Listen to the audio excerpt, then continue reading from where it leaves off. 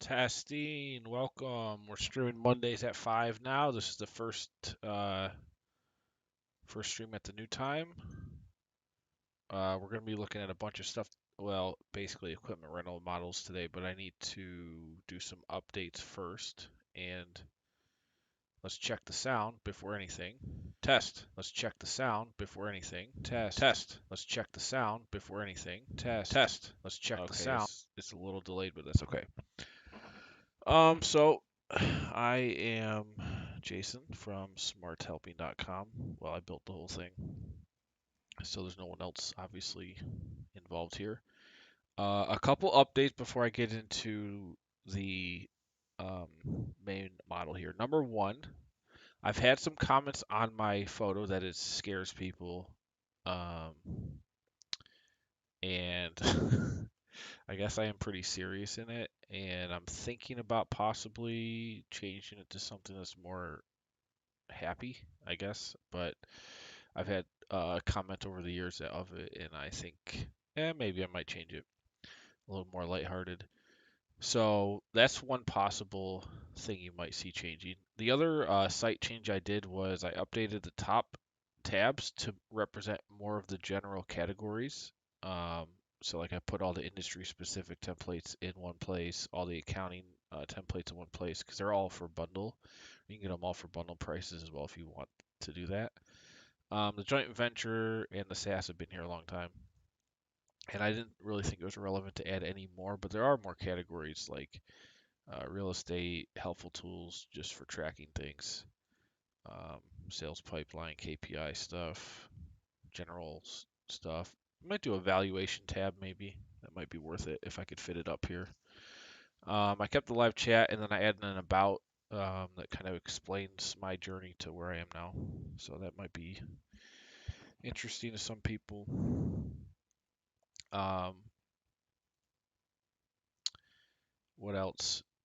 So,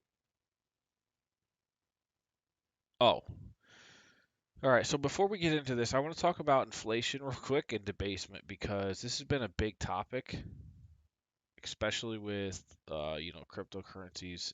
And let me just get a blank Excel document here. I just want to explain something to everybody. It's just math. So let's say you've got a system, and this could be applied to currencies. It could be applied to, cryptocurrencies is a big one, but it could be applied to essentially any system with units that represent value. Let's say you've got a system, and there's 10 units in the system, and the system is valued at $100.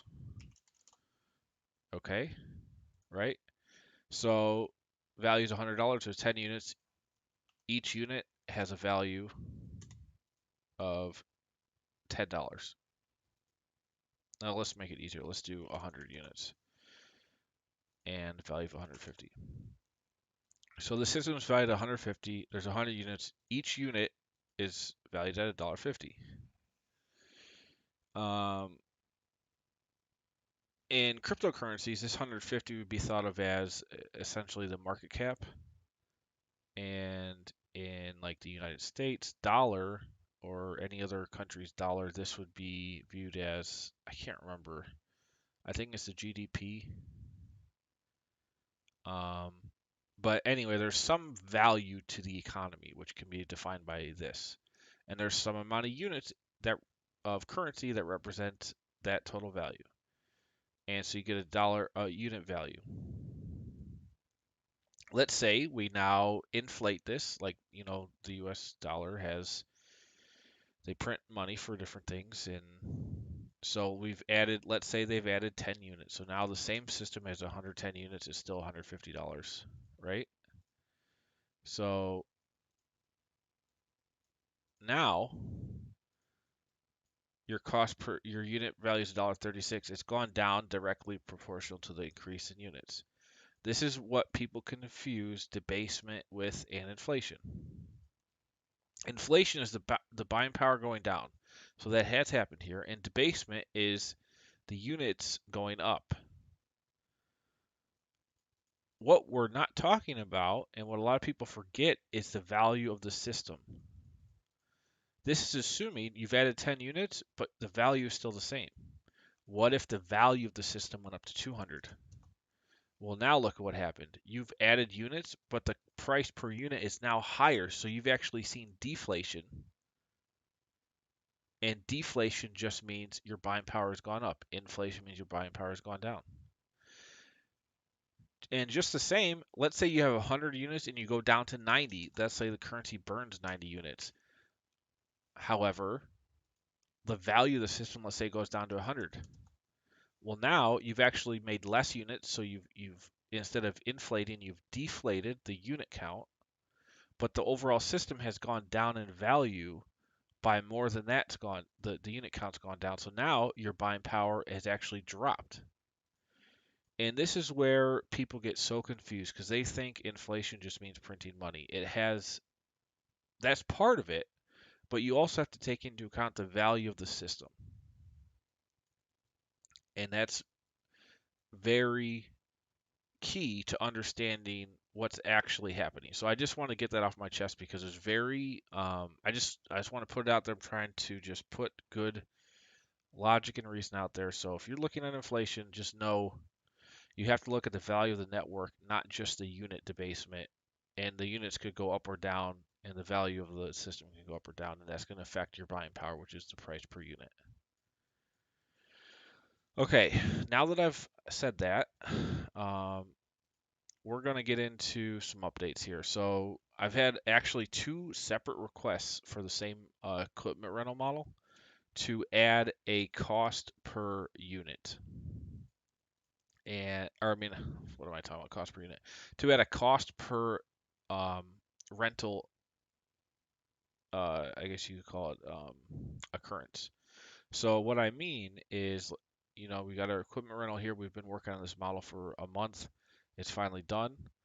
But what we want to do now is say, what happens? We know we're buying units. A certain amount of those units are being rented out. There's some utilization. The units are depleting over time, just wear and tear, and we're charging some revenue per day on average for the units that are being rented out. What we don't have here, so if we go to the monthly P&L, go to the top. So we have the cumulative purchases, total purchase units. What we've got based on all of our summary logic here is rentable units over time. So this is how many we've purchased against the depletion. And then we've got the utilization of those on average per month. And then based on the price per day, we can see how much revenue is being collected. That's great for revenue. Um, it it's what we need to figure out. But what I want to now focus on is a smarter cost. So a smarter cost in the OpEx, we want to say, well, we have specific costs, and I'm just going to define them. I'm not going to have them change over time. They're just going to be right here, and it's going to be, we're going to call this costs related to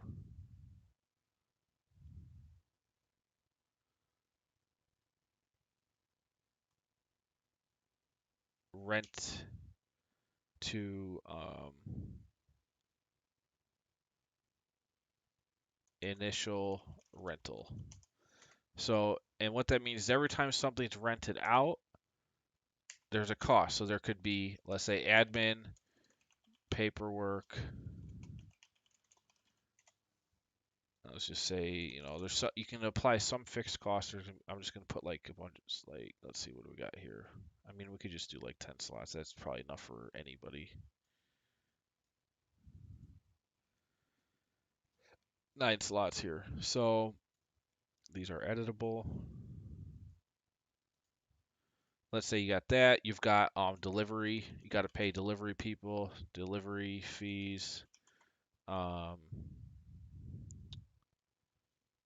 cleaning, prep of, like, if this is an equipment business, then you got to maybe clean and prep the stuff before you send it out, and extras, and we'll just put extra slots here. So now What this means, now this could vary because keep in mind we've got over 25 categories of things, and each category could have a different cost each time it's rented out. So now what we have to do is say, okay, here's the cost, but we've got 25 categories. So what we're going to have to do is say, all right, let's see, did I list these out anywhere? Okay, we're going to have to go downwards. So we'll structure this, and this is going to be a new tab because um, costs per rental, because I don't, it's too messy to do it on this OpEx. So we're going to put it here. So cut this. Let's put it up here. So these are going to go across the top. This is going down here.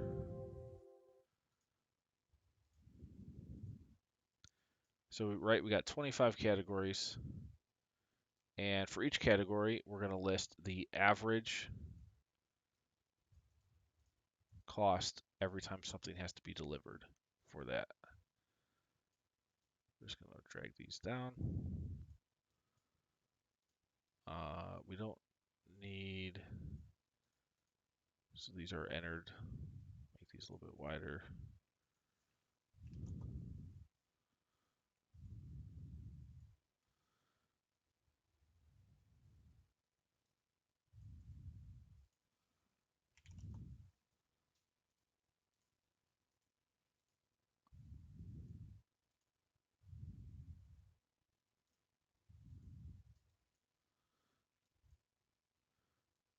Here's all the costs. I'll just wrap this text because you'll probably have longer descriptions, but that's fine. Okay.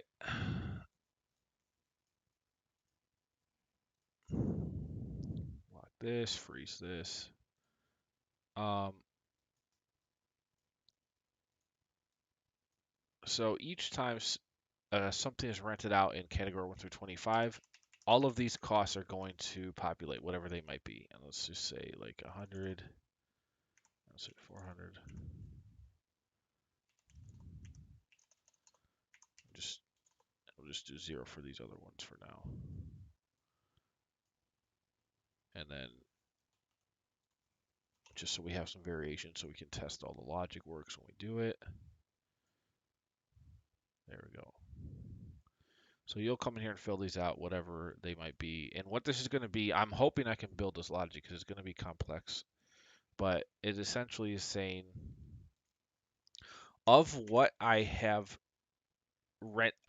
purchased that I want to rent out, how many times does a given thing get rented out every month? And the question is, can I figure that out? Honestly, I don't know yet. So, what's a good driver? Let's think. We know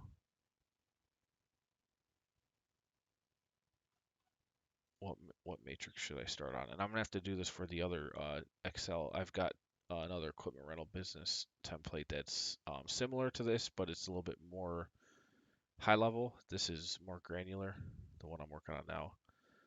Um,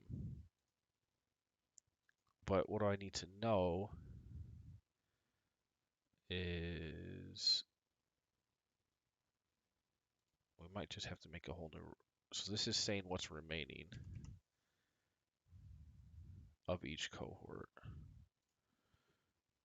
Units left. So this is available units for each category. Depreciation we don't need to know. So let's see, what can we do here? Revenue, total purchases. So we're probably going to have to do some new summaries here. Let's think. So category 1, let's just walk through it here. Monthly detail.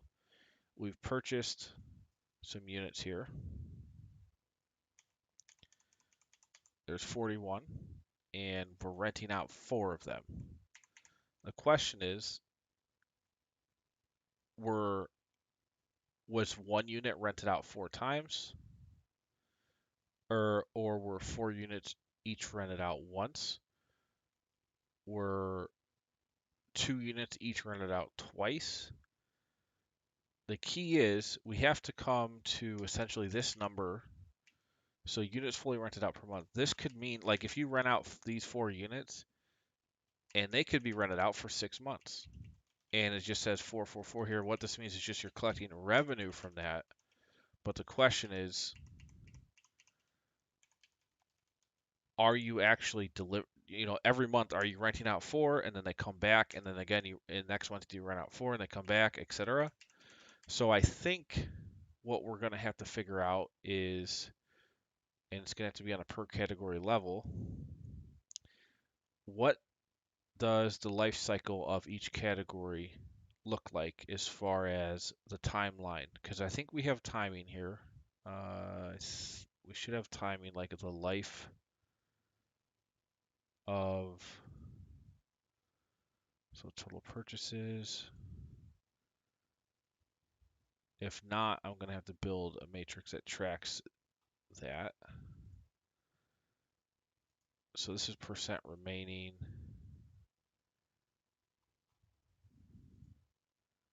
Units left. Nope, I didn't do a time count. So we're going to have to do, oh wait, no. Here we go. So depreciation. All right, this is good. I'm glad I built this. So we've got the life of each category with each purchase tranche. So I know on the model timeline, which is up here, like month 17, I know category 1 purchase 1 cohort is on its 17th month. Category 2 is on its 15th month, and so on. And I can see that for each category for each purchase round. So now what I want to define is a schedule that says, based on a given life, the life of these units in each category, what months are things going out, and keep in mind they have to be picked back up. And each time, out and in, there's a cost. So we actually have to do 2 schedules here. Cost related to initial rental, and let's do cost related to rental return. And this is pretty relevant for any kind of rental business. So we're going to do this right. So cost related to initial rental going, because these could be different. So when you have to deliver it, your cost might be different than when you have to return it, and they probably are cheaper. Let's say there's no more delivery fees. You just have to do maybe clean it when it gets back, some more paperwork or something. But I think it's good to have these 2 separated. And then we have schedules. So let's see, we need to do it by category.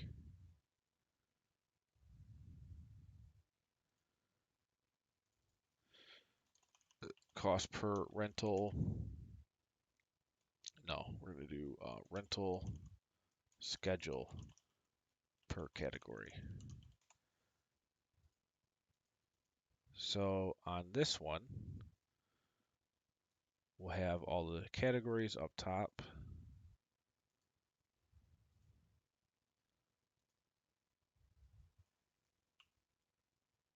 And it looks like I gotta manually do this.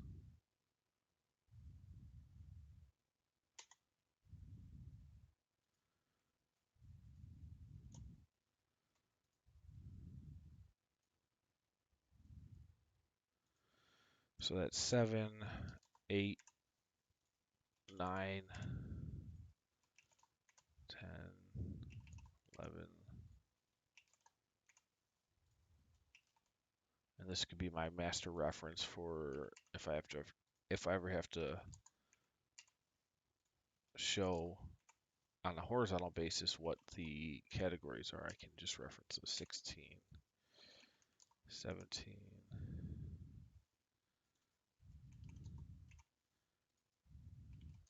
Hold on, I missed something.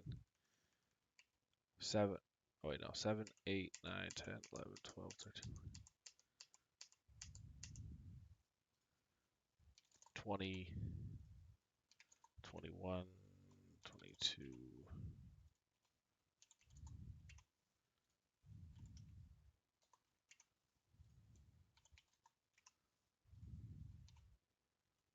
Six.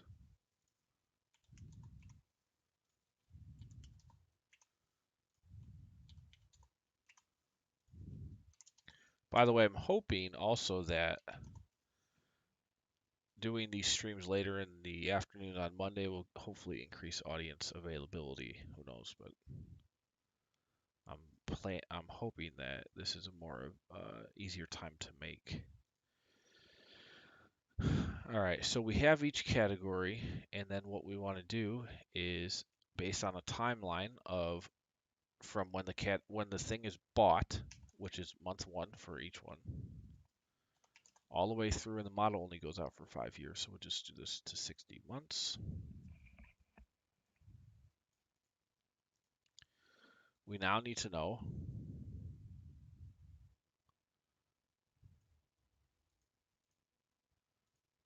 light yellow was blue. All right, so we need to know for category 1, um, in its life, how many rentals happen of a given unit in month 1. So here, let's say you rented things out for average 3 months at a time. You would go 1. Each unit that is rented out gets rented out for 3 months at a time. So you rent out 1, 2, 3, and then how's this going to work? Because we have to now reference when it comes back.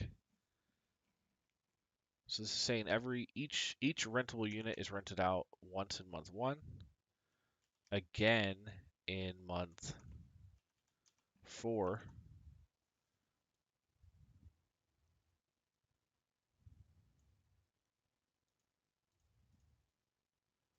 and we're going to have to do,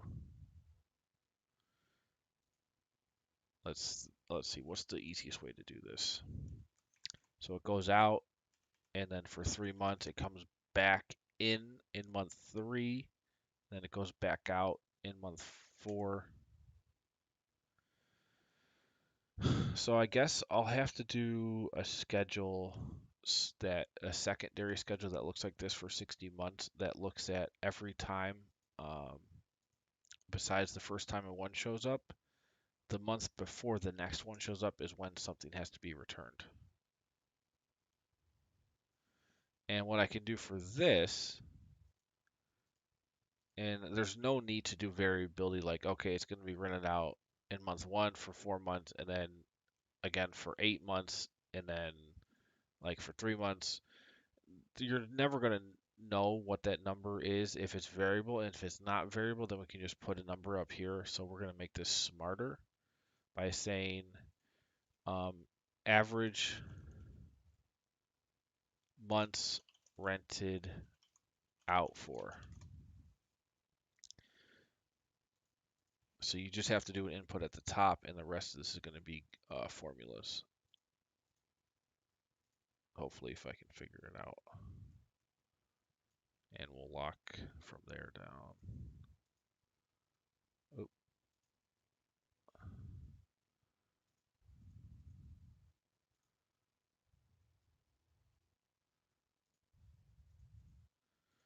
So here I want to say every 3 months.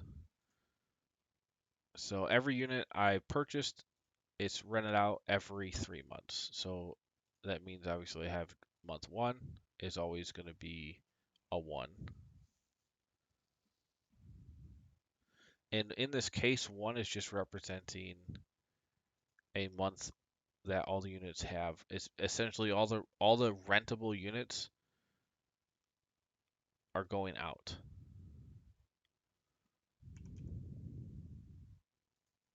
Because we already are tracking rentable versus actually rented. So we know inventory wise, we've got 41 of these, 4 of them are rented out. And then and so this total here essentially says if you do the total rentable units minus the units rented out, that's showing you your inventory that you've got to keep in storage or whatever. And we can do a calculation for that as well. But let's try to make this work. So let's say these are all every 3 months, and we could change it to whatever. This would be 4. Let's put 1, 6. Let's do one that's over a year just to make sure the logic works. So higher. So if something's for rented out only once every 36 months, obviously the cost to rent that out, or the cost is you're only going to have that once every 36 months. You'll have this cost. And then if it's actually never getting delivered, let's say it's month 40 and you've rented out something for 36 months, the model's not going to see the cost of it coming back in. They're just going to see the actual initial rental cost to whatever those costs might be, delivery, cleaning. So now we get to build a formula that tries to do this. So every 3 months, I think I've done this logic a while ago. I think if we do a divisible, if the division problem equals a whole number, then it is a multiple of the number, and that means it counts as a rentable month. So let's see this divided by here, and so what would it be is all the whole numbers are months that it'd be renting out, and if we just drag this over, you can see every 4th month here is a whole number. Every month is a whole number if it's 1. 6 every 6th month. Okay, so that works. So now all I want to do is say is int, I think, or int. Let me think. Oh, I know. Integer of this equals, so it rounds that to the nearest whole number, and it equals the actual division problem. And if it does, then it should be, yep. So, and then we just do if this equals true, then 1, otherwise 0. And as simple as that, we now can see, okay, if we're renting things out that we purchase every X months, then in the life of the cohort of each one, this is the months that you're going to have that cost going out. So here in this case, every 3 months, you got 3, 6, 9, etc. For category 2, it's every 4. 1, it's every month. Category 4, it's every 6 months. So now we have a nice reference basis to apply these costs to. So we're going to say every time there's a 1 in one of those months, we look at the life of that rental unit and we multiply it by this total, and to make the math or the formulas easier, this can be summed up.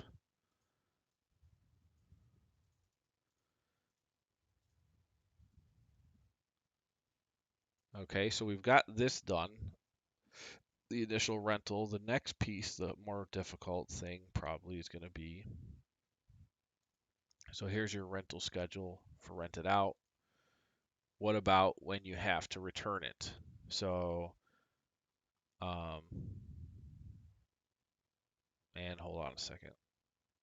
Do we need to be offset here? We might need to be offset by 1. Yeah, because 1 obviously has to be, you're renting out stuff in month 1. So let's see.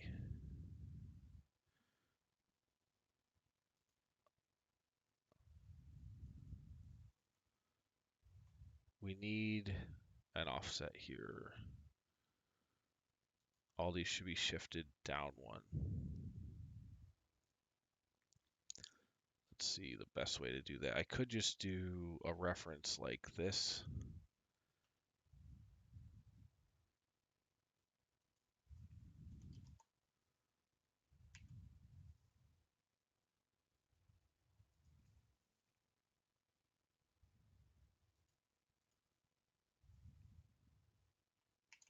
What's up, people? We're trying to do some complex logic here, trying to figure out how to count every 3 months, but starting on month one as a month. Let's see. So we know month one always has to be a one, no matter what.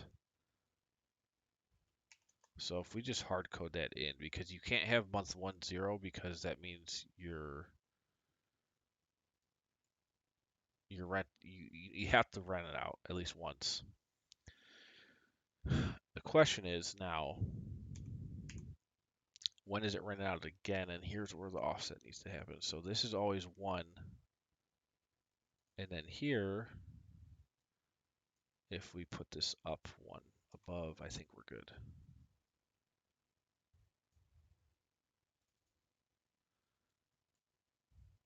So yeah, so 1, and then every 3 months, so you're at 4, 7, 10. So that means in month 1 I've purchased it, I'm renting it out. It's rented out for month 1, 2, and 3. And then month 4, I've now got it back. So in month 3, it's returned. And then month 4, I'm renting it out again for 4, 5, 6. In month 6, it gets returned. Okay, so that makes sense. Let's copy this.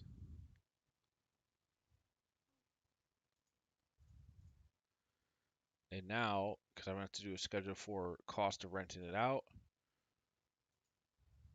per category. And this is the return. I'm just going to put rental return costs, rental return schedule, initial rental schedule, or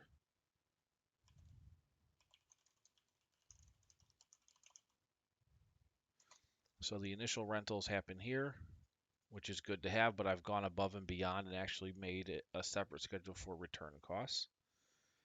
And so obviously month 1 is never going to have a return unless this is 1, I guess. Because so if this is 1, then technically you could rent it out in 1 month, and then at the end of the month it's returned. And so you have the delivery cost going out and the delivery and the return cost in the same month. Other than that, even if it's 2, like in this case, if it's 2, then uh, no return. Obviously, it's run out month 1, month 2, and then it's returned here. So now all we have to do is an offset again, but we now do the offset back to how it was originally. And then this should tell us the return month. And then these, obviously you wouldn't have to re-input this. This is just going to be based on what's put in here.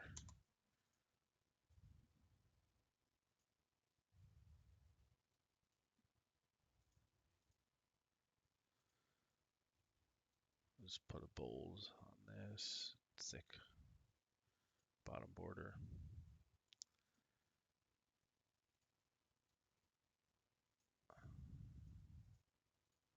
Okay.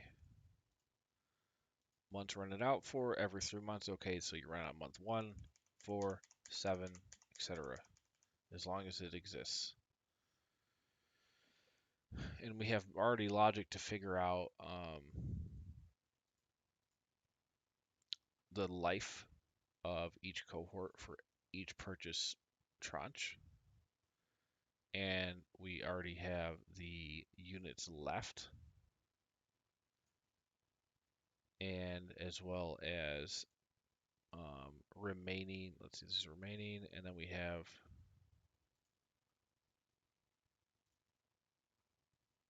let's see which we'll probably use. So this is for units left.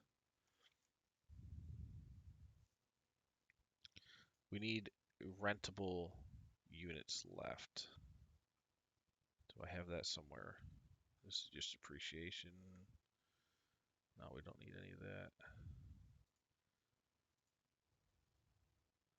So the question is, where am I getting this rentable, or here we go, fully utilized? Oh, I'm just multiplying.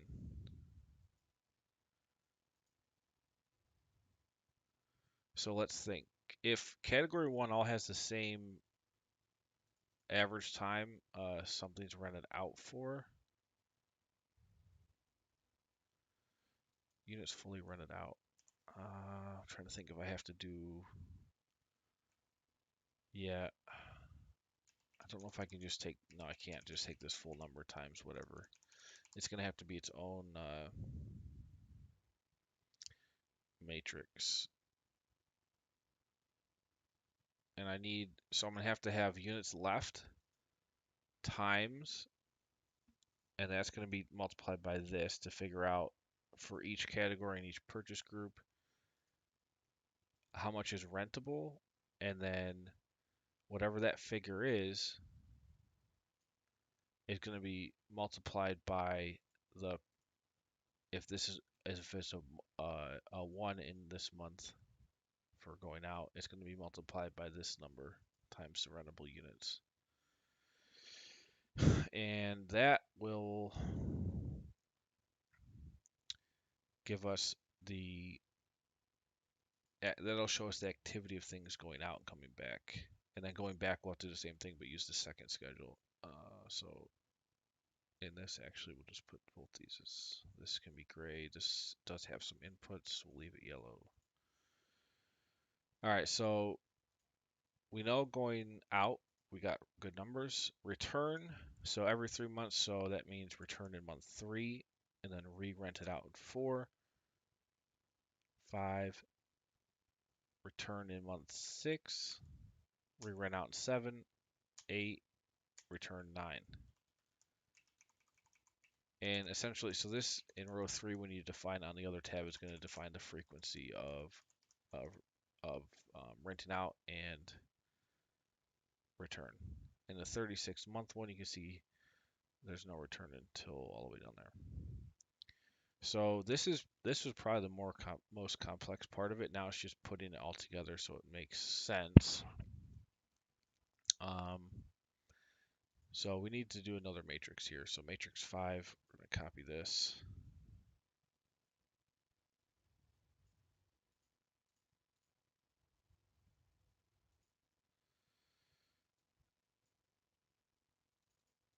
Say we now got matrix 6, I think, unless I already have, no, I don't have it. And so here we go, we got, this is time seen by multiplying by the percentage left. And now we need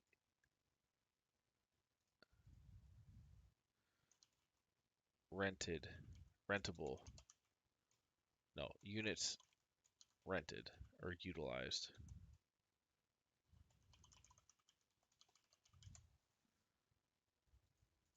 And that's the same for all these.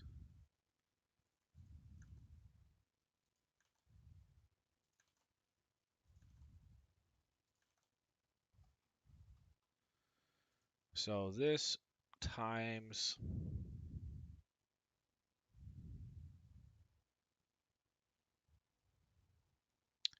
and actually, let me check the utilization formula to see if I looked at the year it was bought or the given year for you. Oh no, the utilization is just applied to.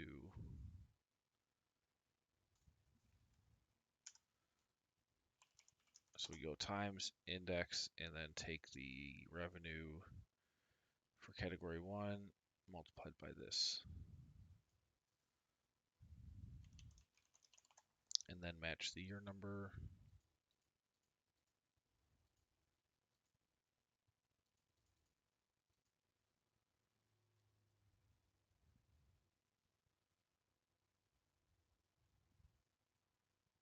Dang it, I didn't put a year number in here, that's okay. Which one does have a year in it? I know one of these do, this one does. Since we're saying the utilization can change over time. So match the year with the utilization percentage.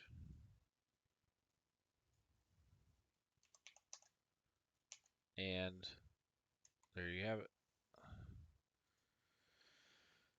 I got an error for some reason. Max this times C4 times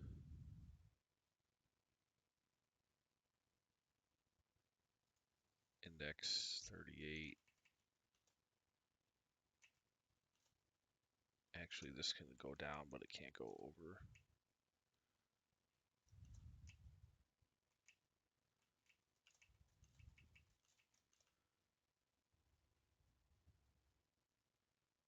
Oh, so index, and then we want to match it with 37.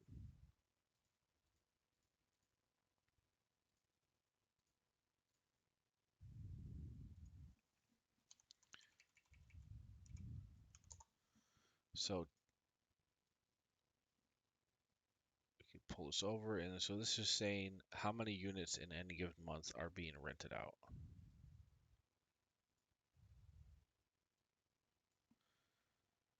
And then we're going to multiply that by if the life of the unit, which is here, um, if it results in a 1, if you look up a row, if this matches and there's a 1 in the corresponding row, then you multiply however many rentable units there are times this number.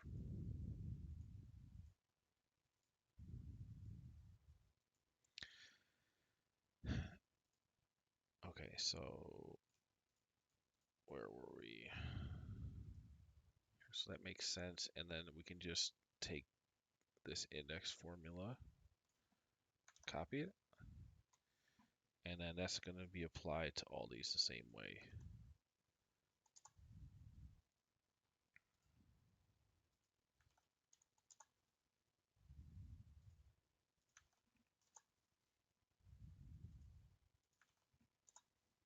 And we'll do some checks here to make sure we got the right numbers. Drag this down and over.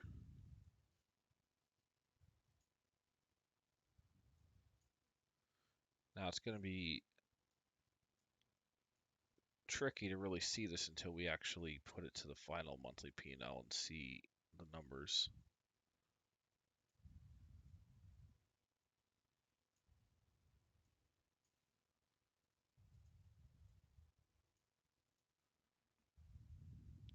But I figured it's worth the time because the equipment rental and rental business financial models have been very, like, top 3 most popular on my site over the past 5 years.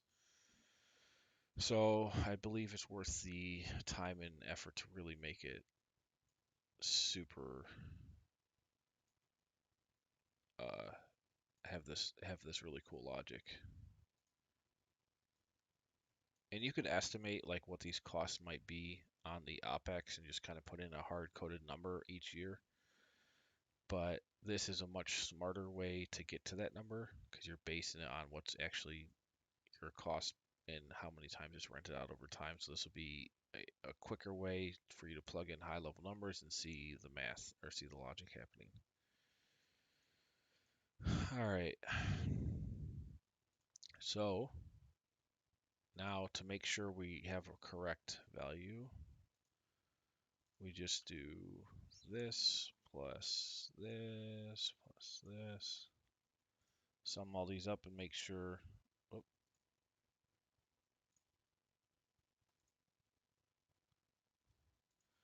make sure that that equals our monthly rentable units for this category.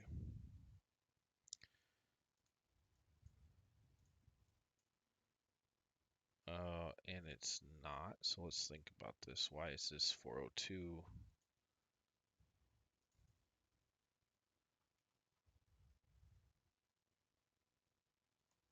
on, 15, and this is 402. Oh, this is just for category. Hold on. We actually have to sum up.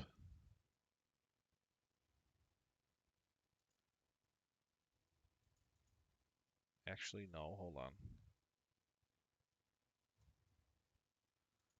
This is for category 1. We need to go all the way down to the bottom.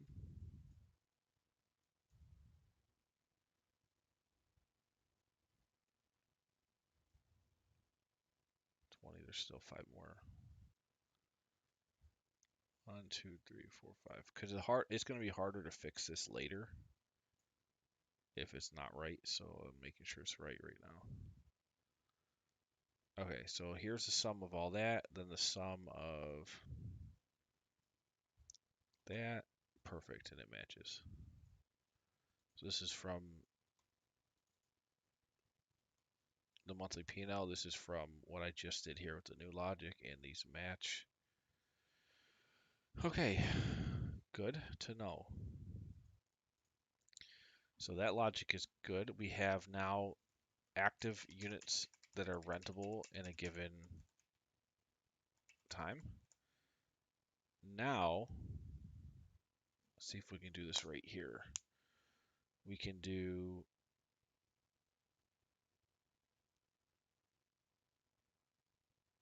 let's see, I guess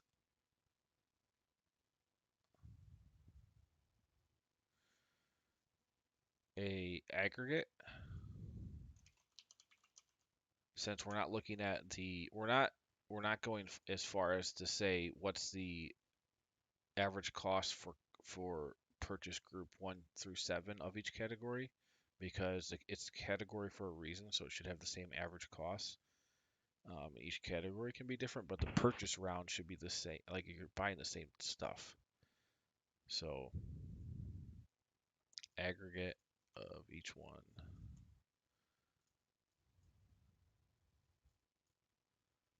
Man, sometimes when you're in models like this, it just feels like you're never gonna make it to the end. It's so like I have it in my head. I've been thinking about this all weekend, but it is just hard. So I need to add up, yeah, the total for each category. 3, 4, 5, 6, 7.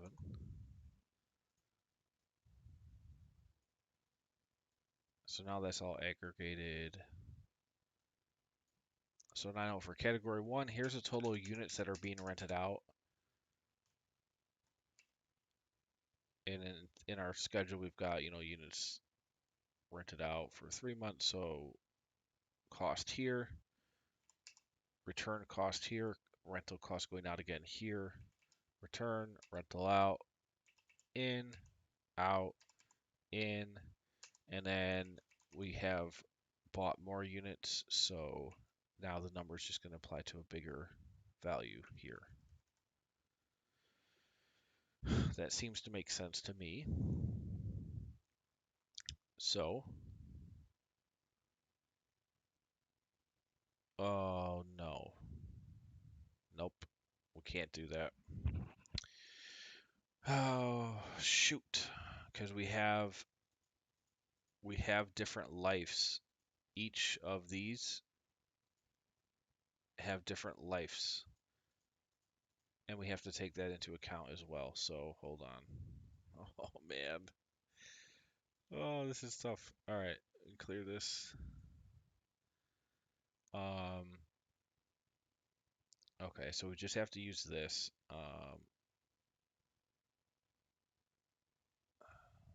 Let's think where else, because I can't consolidate down to a single row yet. Let's see. So rentable units for this category. I guess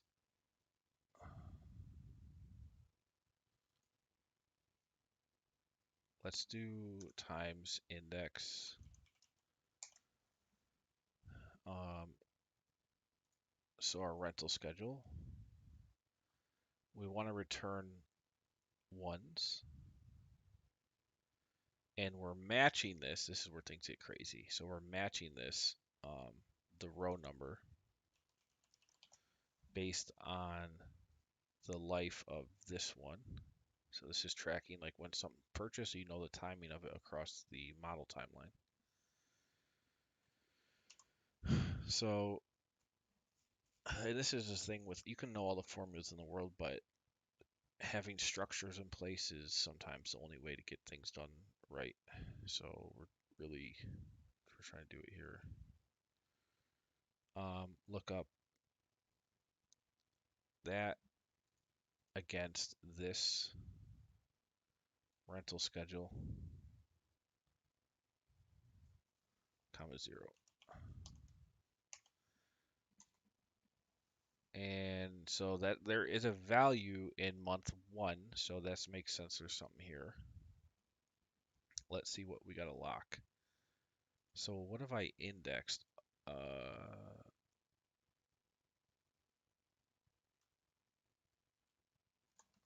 What have I indexed? This. So I need to lock B. C can go. Oh no. Because the categories are up top. So this is category 1. All of category 1. So actually, yeah, B and C. And then for category 2, it has to do D, E, F. Hold on. So, oh, this is crazy. Um,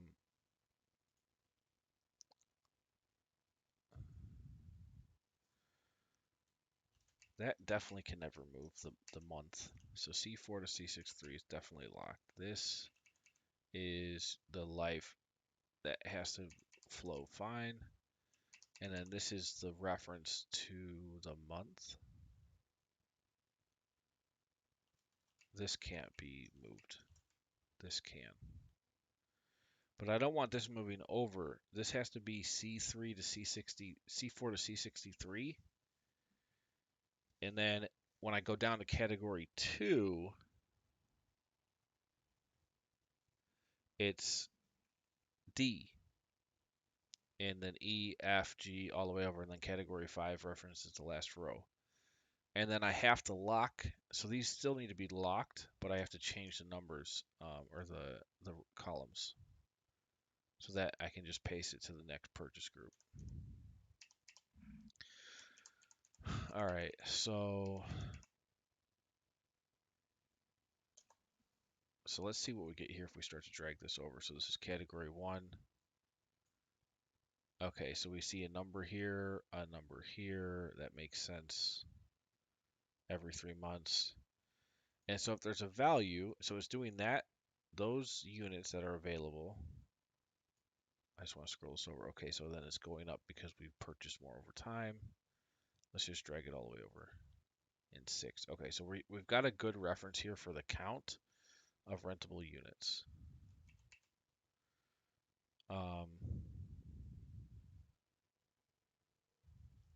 Just thinking in my head here.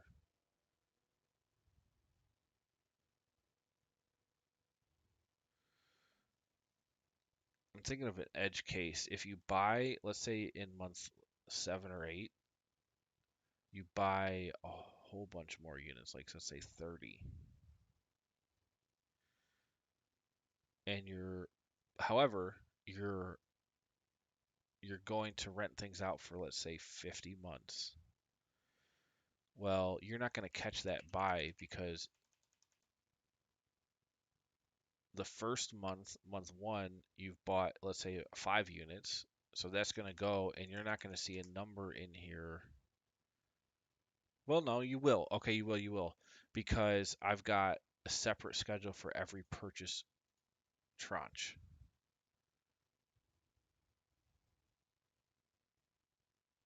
So on that, let's say month, 40 purchase, it's still going to be month 1 for that cohort.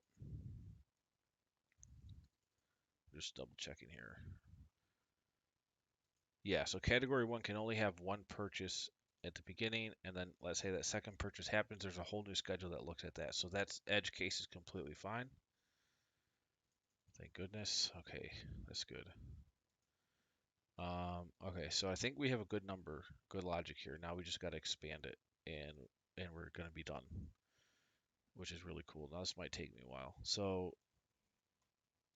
now when we scroll down, everything needs to stay the same except now we go to D on our index. And what that means is D is now this column because category 2 has potentially a different time things are rented out for. And you can see we'll have D all the way through to AA, and that's how we populate the first purchase group. And then since those are all locked, we can just copy, and we should be able to just copy and paste it down for each one. Hopefully. Now I don't know why I've got a reference error here, so I'm just looking. So let me look at. I copied from this. Let's see.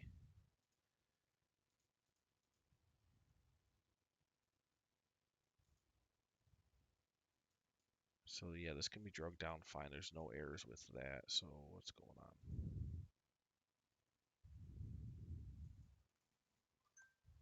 It's probably something's not locked.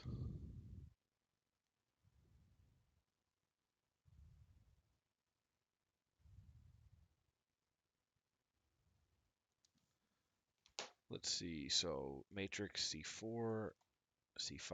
I think that's fine. Oh, because there's nothing there.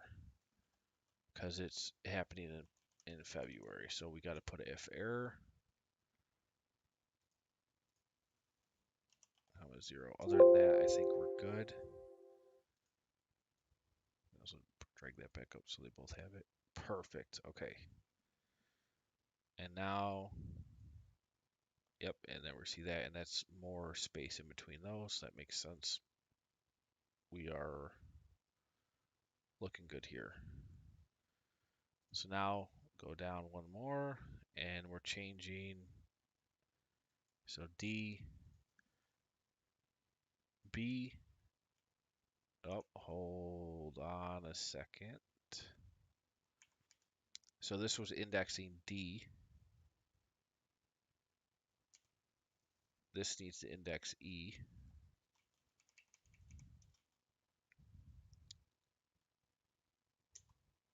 This is indexing F.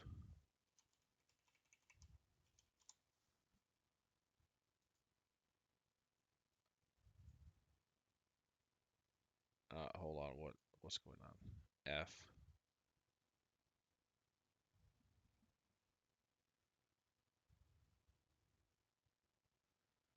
Hey, Alex. Um, well, I've been working with Excel since 2012, getting paid. Before that, I was in college, and I really hit it hard in like 2015.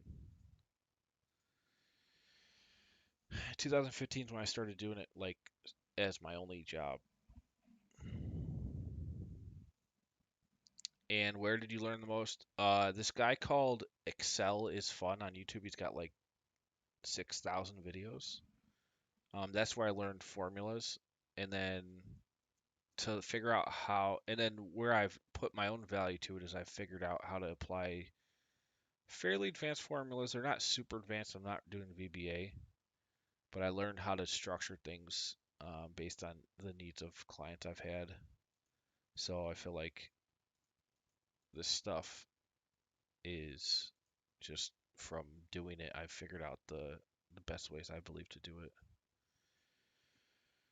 Like these matrix, the usage of these matrix to do stuff like this, I haven't seen it anywhere else. I have been doing it for a few years though, so it might have propagated, but I've found all kinds of uses, and I'm just expanding on that because it's super nice for dynamic logic. Okay, crap. I've lost my, where was I? Index D. Okay, so right. So that should not be 111 for category 2. C, D, and category 3 is E. So C, oh, I was off by one because I dragged it up. Okay, that makes sense. So this is C, this is D,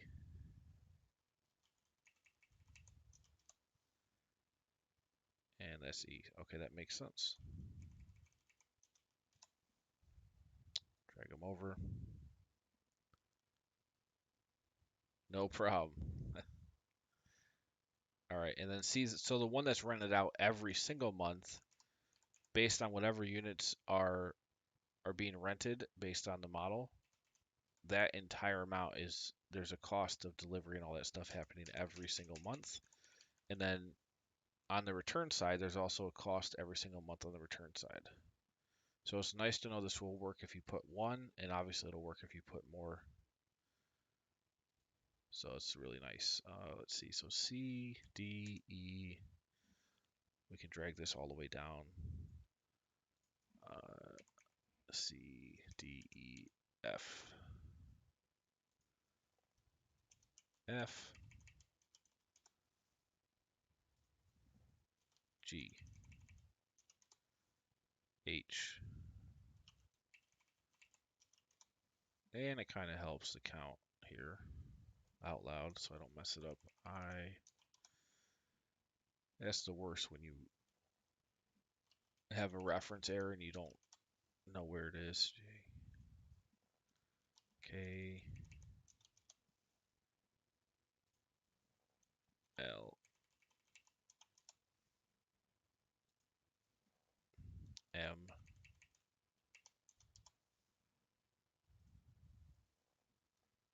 N,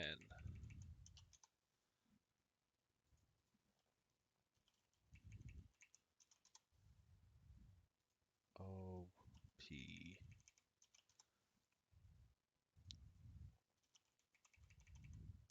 Q.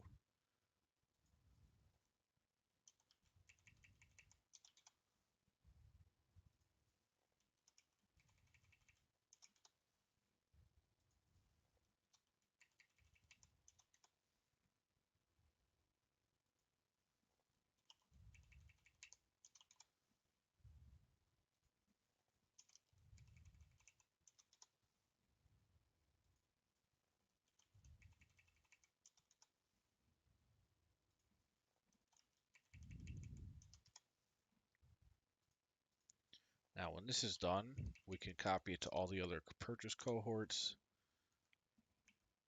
and then do the return schedule, same exact thing. And I'm going to apply this to the other equipment rental template, and I think we'll be good to go. W, X, Y, Z,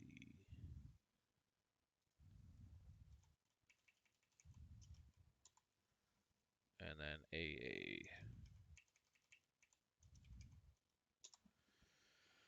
All right, drag. Now what I have to check is perfect. So there's all our units going out in the right timing. Now, the question is, so C30,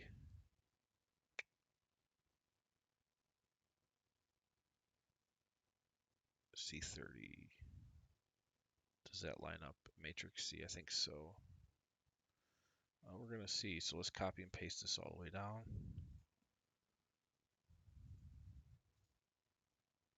Over. Nope. Nope, that's not right. Undo.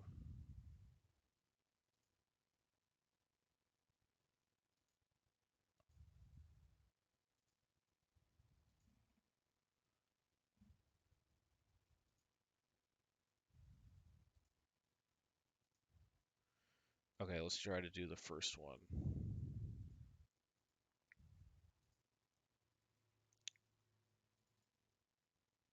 Index Ah, okay, so revenue assumptions have to be reset each time. So 38. So this is 38.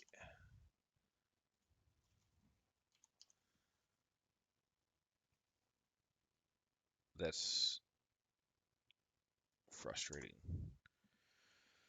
Okay, so we gotta figure out if we've got a way to automate this. Um, because I need to drag this down, but I also need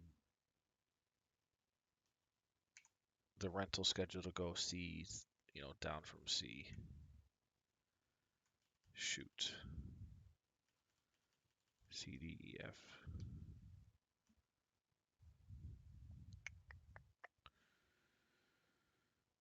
Um,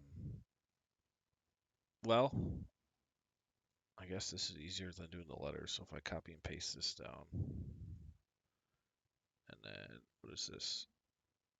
37.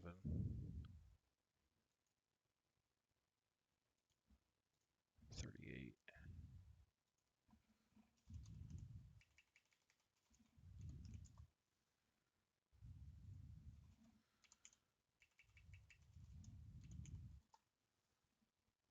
I don't know what's worse. Either one I have to go through. Oh dear, this is going to take a while if I can't think of a way to automate it.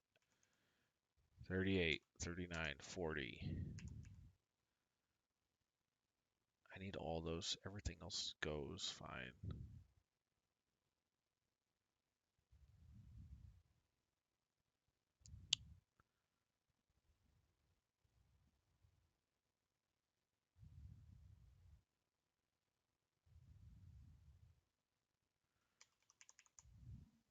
Okay. Let's try this. So if we drag this down, we know that's wrong, but we go, this is what's going to change.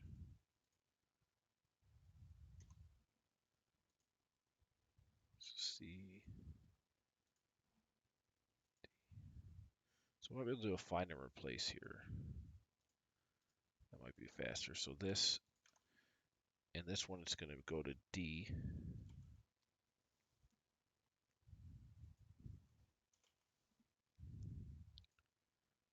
Yeah, this is easier. E.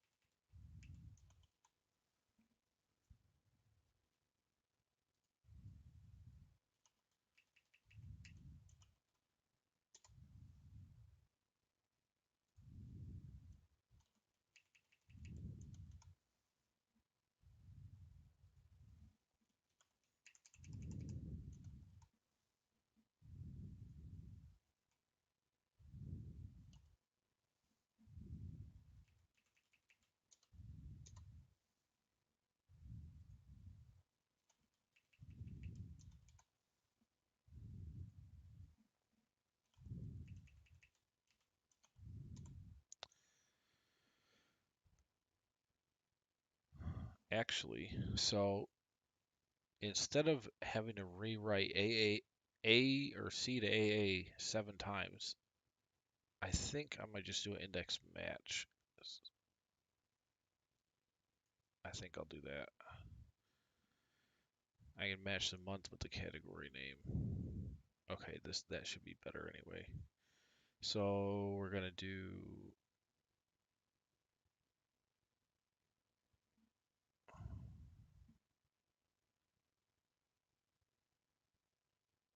let's see, this that stays the same times that.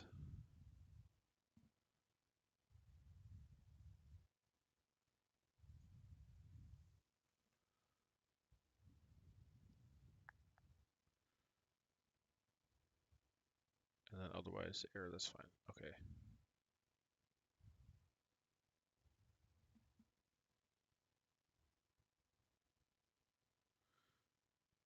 once we have this value, it'll multiply by the cost schedule, which is the easiest part. All right, index. We want this whole thing here.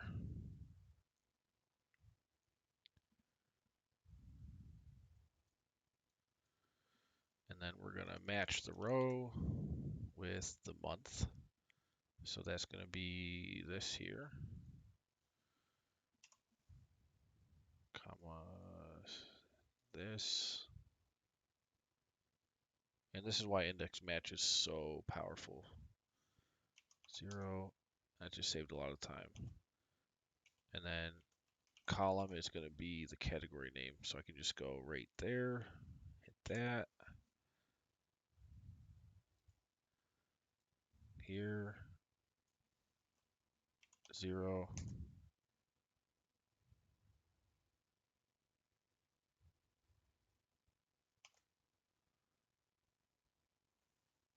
And that's it. And then just make sure this is always going to be locked. That's fine. And then B2 is always locked.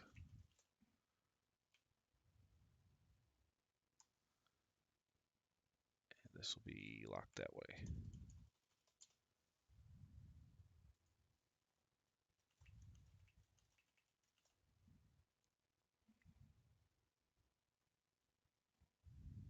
Okay.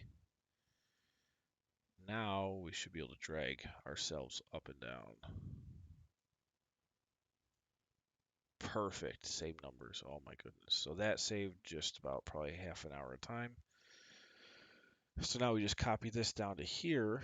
And the only difference, so everything went, because I've got all the schedules on the same structure. So we're in purchase 2, but now I just have to reset the revenue back to 38, I think.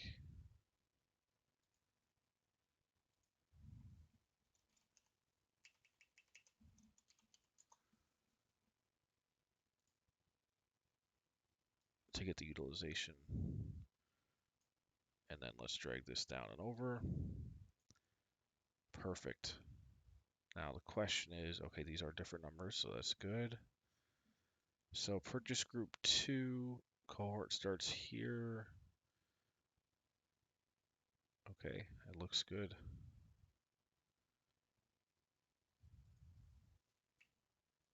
4 and 7. So category 5, let's look at category 5 on the revenue assumptions real quick. So that we've done on May 2021, 14. And then March 2022, October, buying more and more units. We're just looking at the second cohort though, so it's 15 and then it goes down.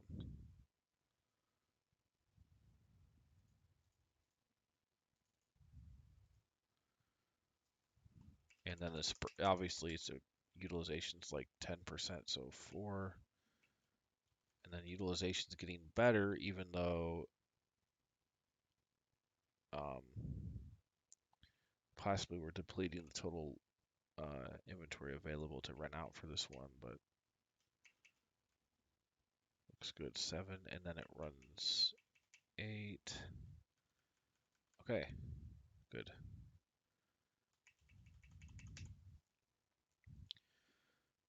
And category 5 was every 15 days or 15 months.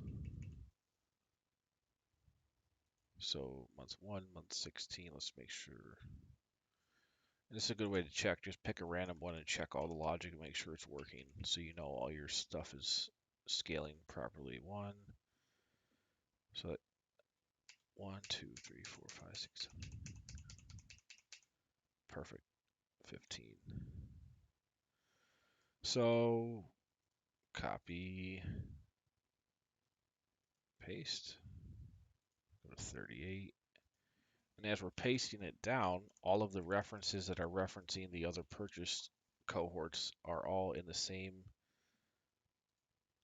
like for utilization rate, these are all in the same position in relation to each other. Um, I think I should be doing 2 rows in between each one.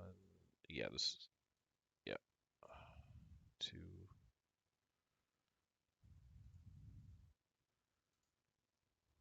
38, 38. Copy this. And we'll just check that. So make sure. So category 9 is referencing matrix 460 T65. So that should be category 3 or purchase group 3, category 9 is matrix 4T65. Yep, so T65, that's category 9, group 3, that's right. You have our first one in June 2022 for category 1. Yep, June 2022. Okay, looking good.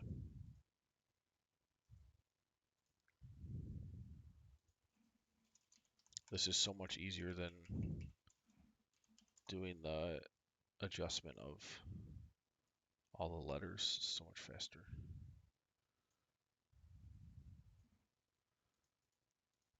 4, 5.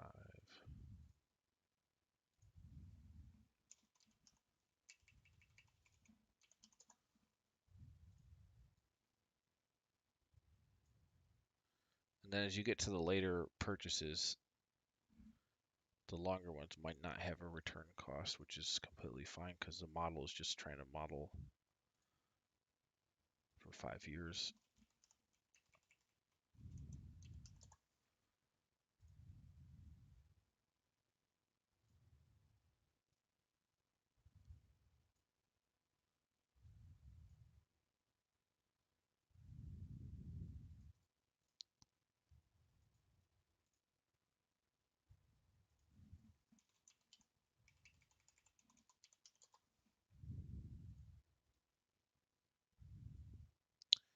All right, so that's the last one of that.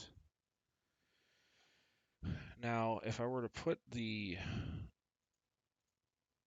depletion, let's say it was like 5% a month. In theory, then category 1 should be, there should be no units as we go forward in time a bit. So let's see, 1, this should eventually stop after about 20. And yeah, it looks like it does. Perfect. So that's holding the depletion logic.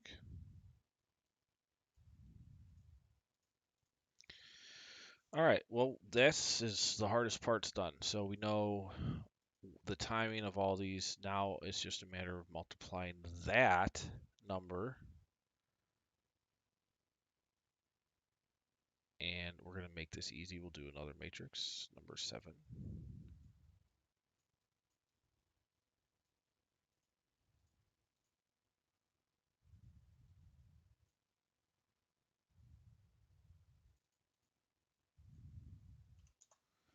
We're going to do whatever we got for matrix 6, and then times the value for the delivery fees and all that, or whatever the costs are for renting out every time. So this, and just match that with the category.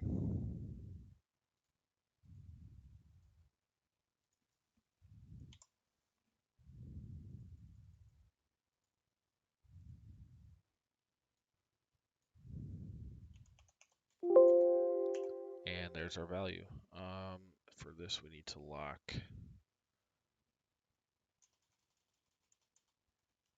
P. This is fine.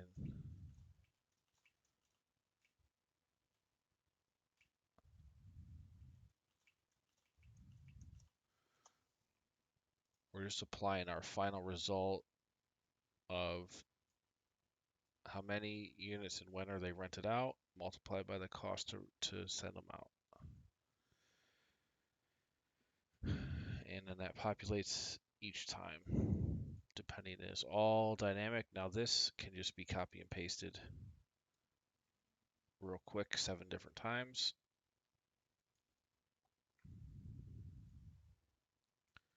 I go copy, paste, paste.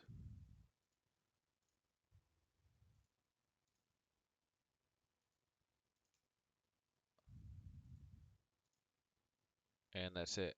And now we have our total cost right there. So now we go into our, so this is going to fall into G&A. We're going to put it in the last slot of G&A. And this is going to be called,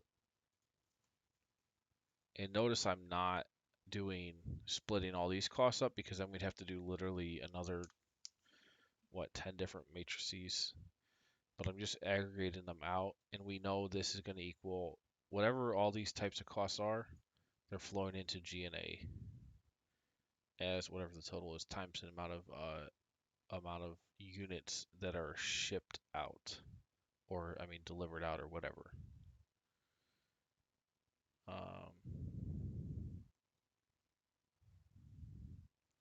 Now I guess you could say if you buy, no, I think it's good to keep it on a per unit basis. Because if you bought, let's say 10 units and um, you're gonna rent those 10 units out to the same company and they all go to the same place, then in this case you'd be multiplying the cost by 10. However, you would know, since it's got 25 different categories, you would know in that category, if you do bulk shipments like that a lot, then you would put the average cost to equal, and knowing the fact that you're doing that. So if it's 10 times, if it's 10 units, you would do the cost for each time you deliver what you think it's going to be. And whatever this cost is going to multiply by how many units you've got. So we'll put that into G&A, and we're going to call this general costs to deliver each, or let's see, what do we call this? Initial rental costs, i.e. delivery, shipping, etc. if you don't charge that to the customer. Now, if you don't have these costs, then you can easily zero all this out and not even deal with this whole set of assumptions, and that's fine. Okay, so we're just going to do matrix 6 or 7. It's just this total here. This plus this plus this.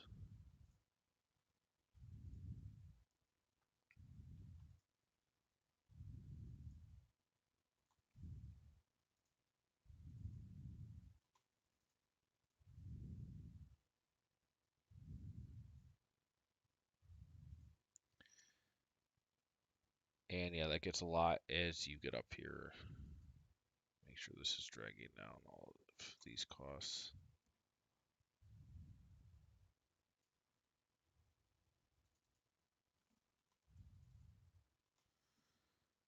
Because here you're saying, well, you've got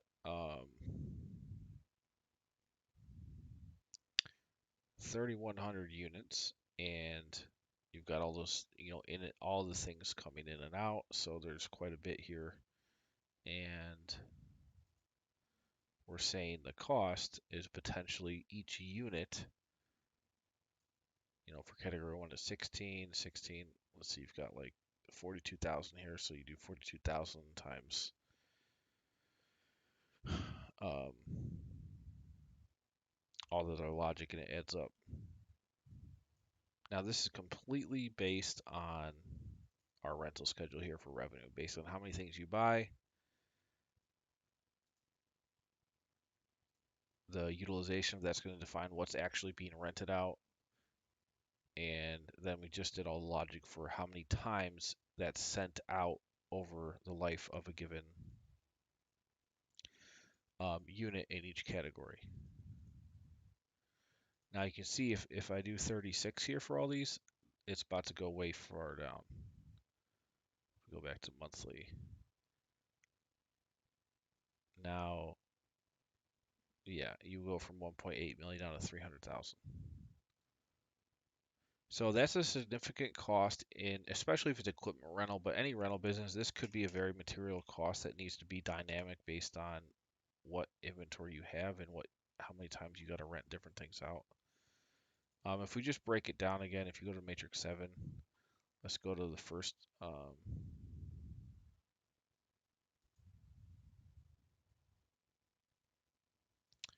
category here.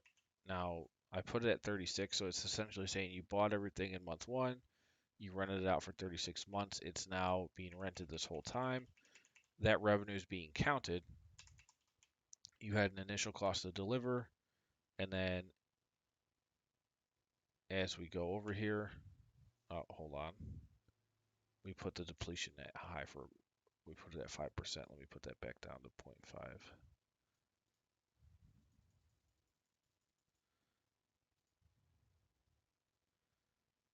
Now, in month 37, you're renting it out. Whatever you've got left, you're renting it out again. Um, Now, I guess in theory, if you're doing that, you might want to set the depletion to 0. I guess it doesn't matter, but because it's just saying you rented out X things for that amount of time, and you're losing revenue each month. Technically, I guess if you run it out for like 36 months during that time, they're going to pay you the whatever you've decided, and it's not going to go down. So you don't really need to count for depletion here. Utilization definitely has to stay. I'm just thinking about the revenue effects of these longer term rentals. So, like, if you rent it out, it would assume you're renting out more in year 2. Let's look at category 1, purchase group 1.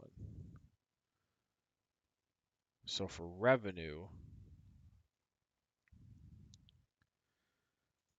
you can see the revenue is kind of going down with the depletion, but then in year 2, our utilization is going up. Now, it doesn't really make sense if the utilization goes up and there's not increased cost because you have to deliver more items out. It works fine for it works fine if your utilization's not hugely different, like 10 to 25% is pretty big to 50 to 65. If these percentages were closer together, it wouldn't really be a big deal. Or if you're renting things out more often, like every 2 or 3 months, then it doesn't matter because it'll pick up that extra those extra units, within a month or two, so it's not a big deal. However, I think that kind of fixes itself because if you're renting out things for 36 months, it's likely that your utilization is not going to change much because once you rent something out, it's rented out. So the stuff you buy and the stuff you rent out, the utilization is going to be pretty close to being the same over time.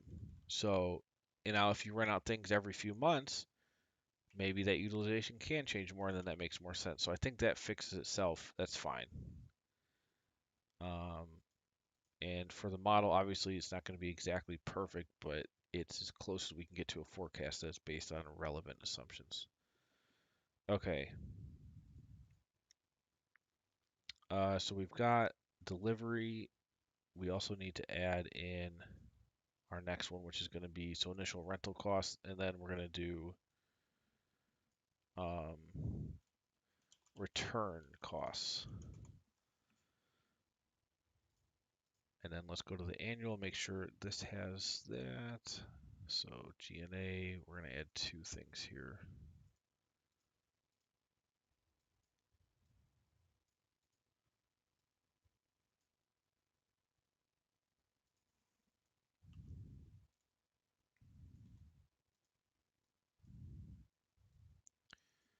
And then that should be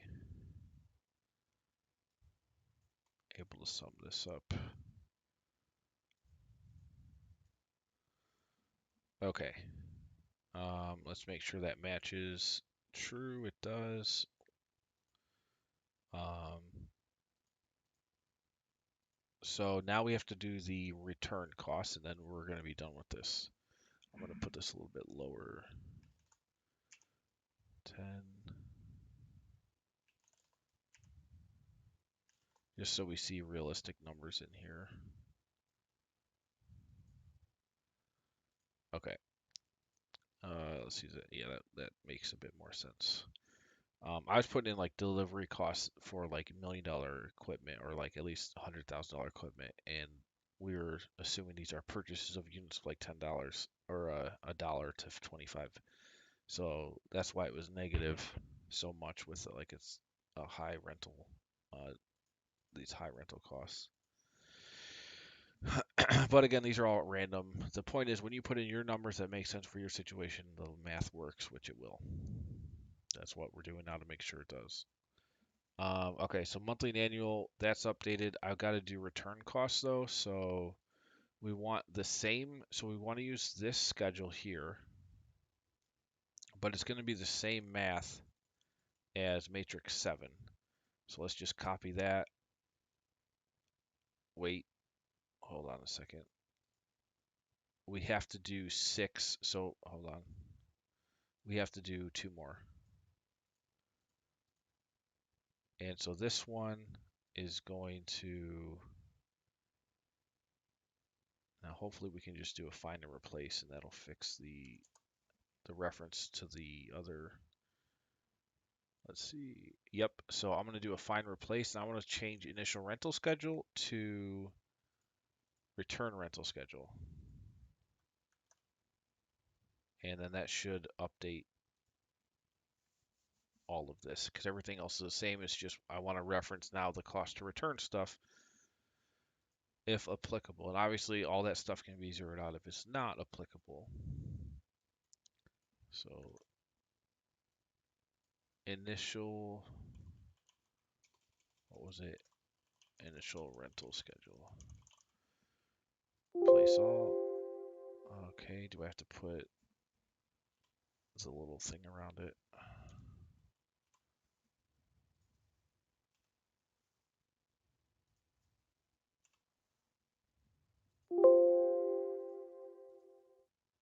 Okay, what am I missing?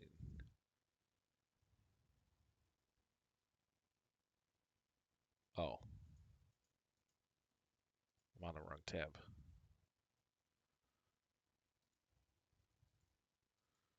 So matrix 8, initial rental schedule, return schedule. Okay, it's going. Place 31,000. Okay, that's a lot. Make sure this still makes sense. So now category 1's doing the return in month 2 for category 2 is doing return in month 4 every 3 months, and then the rest of these are I think every 3 months. Yeah, perfect. Okay, that looks good. That looks like it's taking the new schedule. And then we just do, so that's matrix 8, and then we copy 7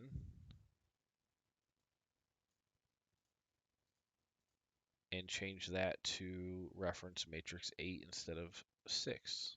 And then we're about done here. I'm so pumped about this. This was really, really difficult logic. Okay, so matrix 6 needs to be 8. And then, oh yeah, no, we gotta update more than just that. So let's just do the formula over and then copy and paste it. So we want this is defining the times it's rented out, or I mean the times that things that have rented out are returned. So we're going to times that times index the return fees, which are down here. Match the row with the category.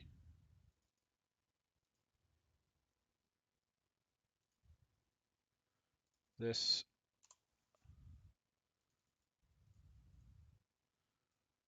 times here. Okay, and so it's just, this should be far and away more simple to do on my other rental model that I'm about to work on, because it doesn't have all these different tranches and categories. It's just a simpler purchase schedule, or more simple. All right, so that doesn't change. This locks. B5 locks, and then this locks.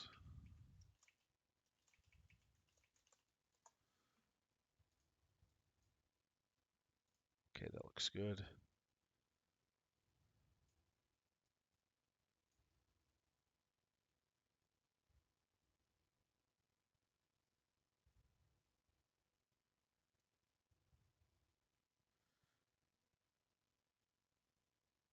And now we just copy and paste.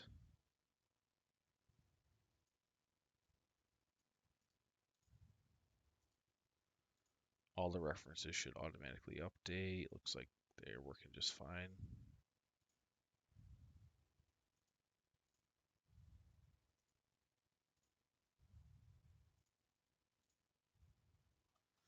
And if you had to go through, you could look at like what your revenue assumptions are, what your category looks like, what the costs are, and then you just come to these matrices and just look at it on a monthly basis and see if that makes sense for what you're trying to do.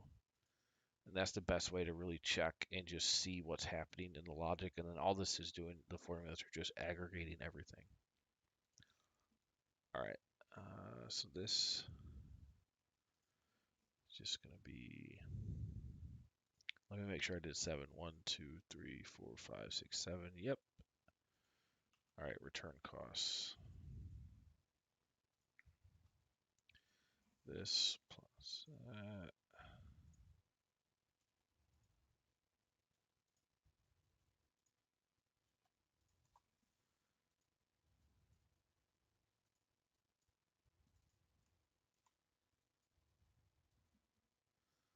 Man, I cannot believe I'm seeing the light at the end of the tunnel here. And then annual, just a drag, I think. Yeah, it's already in there. And we still balance. True. Perfect. That's good. Again, I'm going to make these lower.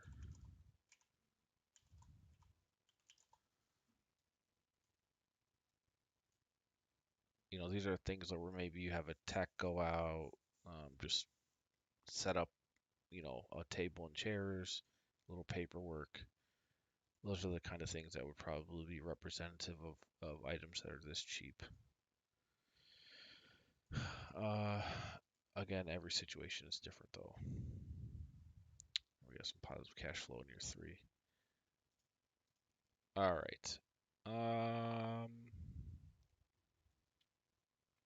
Let's just check some of these formulas, make sure we're aggregating all the columns or rows. Looks like that is not missing anything. That's good.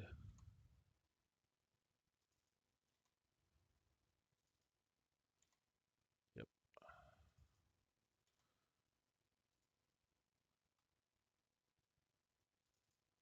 looks good. All right. I mean, so that's it. That's done. And holy cow, not easy. It's been an hour and 40 minutes, and I couldn't imagine somebody trying to do this from scratch without knowing any of this. I don't think it'd be possible, honestly. It might take them, it could take 20, 30 hours. Even if somebody that's good is good in Excel, because the real value here is not the formulas, it's the structure of the whole document. All right, total costs. Just do a little bit of formatting here.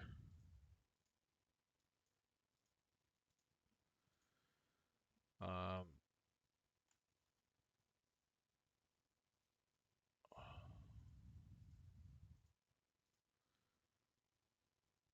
so every time something rented out, it's cost this much per unit rented out. every time it's returned, it costs this much. That all flows through. I do need to change the name of this. So these are units returned cost.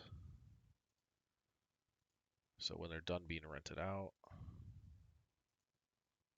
Now, if you rent things out for like 40, 60 months, obviously it's just going to show up as one cost going out, and then you'll never have a return. Well, you might if it's 40 months. But if it's like over 60 months, you'll just have whenever it's rented out, you can see these costs populate one time, and then that's going to be it.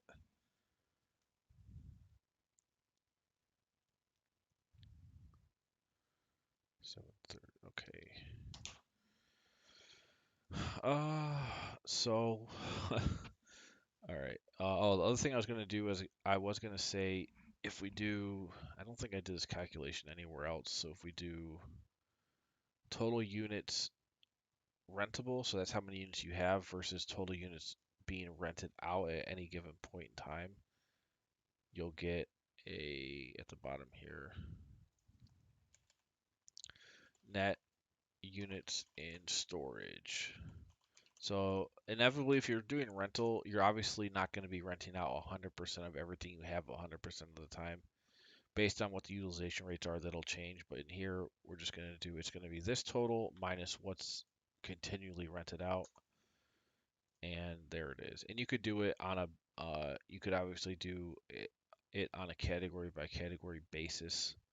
But here it's just going to be net units in storage. And then you might be able to apply some cost to that number as well.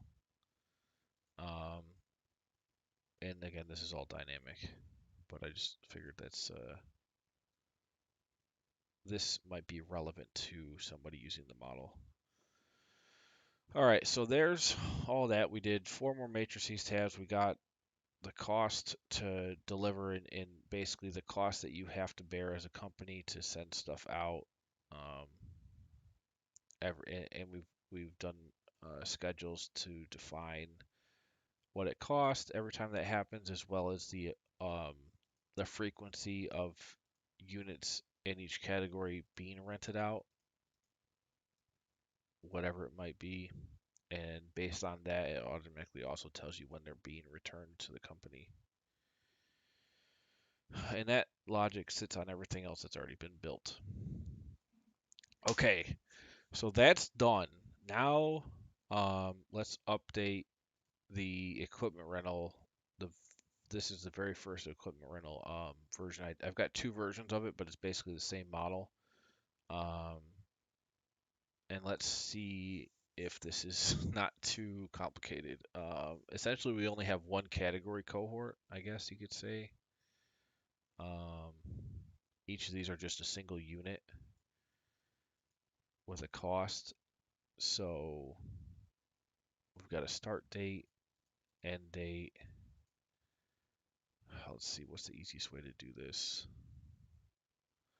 Well, we're going to need a matrix for sure. So let's just get that out of the way.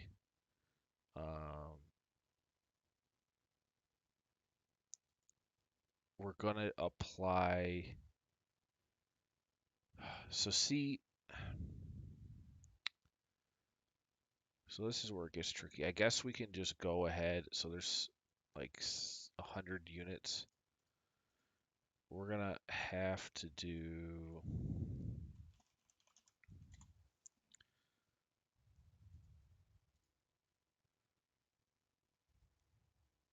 like we did in the other one where you've got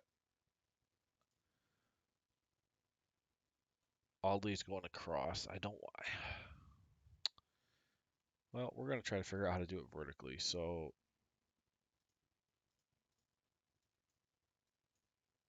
here's literally every individual unit. And for each unit in the purchases, we're going to put a extra, and this is why you always have extra columns. So we're going to put this here saying frequency rented out in months.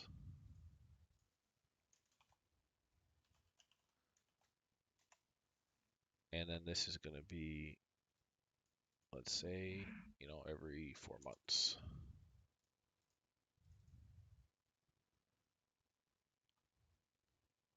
And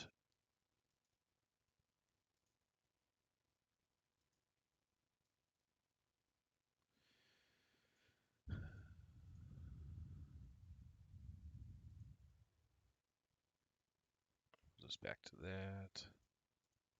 Okay, so frequency rented out, we're going to do that.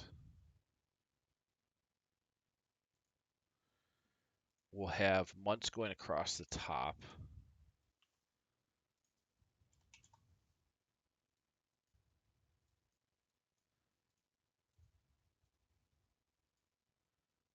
And oh yeah, this is going to be a lot easier. Okay, and we do um, I guess simply the integer thing. So let me double check how I did on the other model real quick. I went,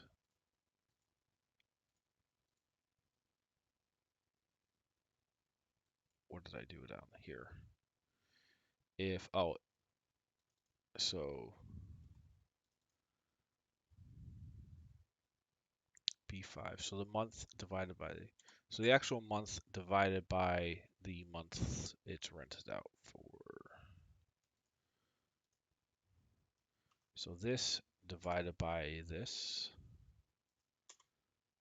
and equals, so if integer of this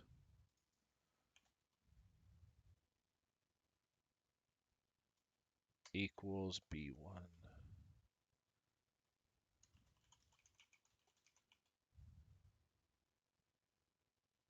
then 1, otherwise 0.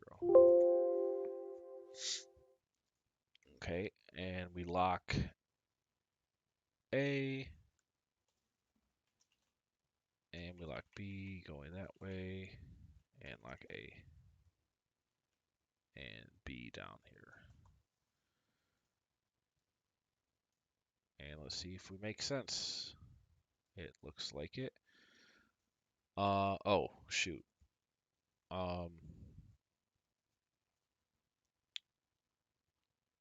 We have to do a secondary matrix for the age.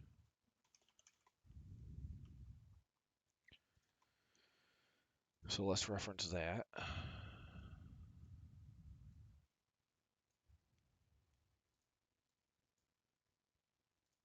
We're making pretty good time. I might finish by 7, which is what I was hoping for.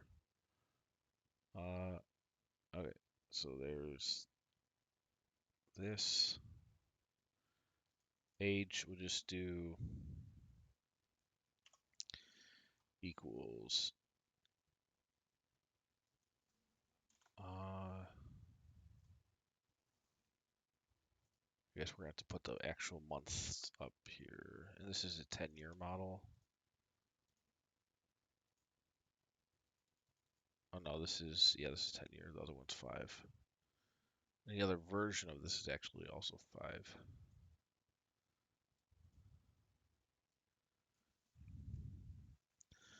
So we just simply do a count.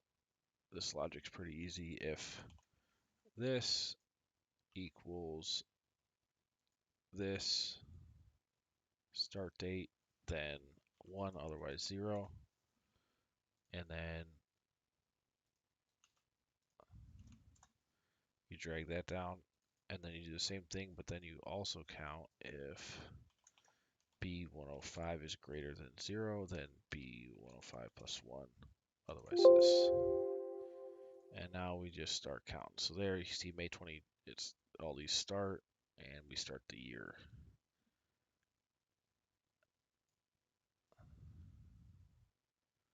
And the reason why we want to know that is because let's do some purchases later so we can see the stagger just for fun. Okay, perfect. Because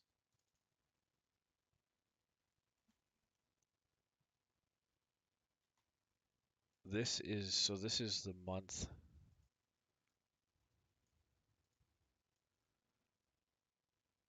in the life things are purchased, but not the actual month, like the date. This is just saying in month 4 of the life of the Tomor, it is rented out, and in month 8 and 12, etc. This is defining the life of the Tomor. What is month 1 for it? What's month 2, 3, etc. And then we do our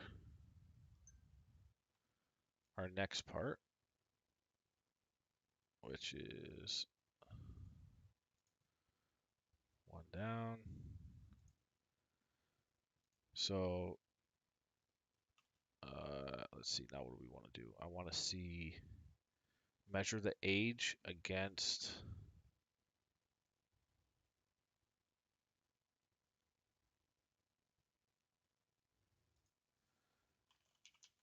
Let's see. Do we index? Index here.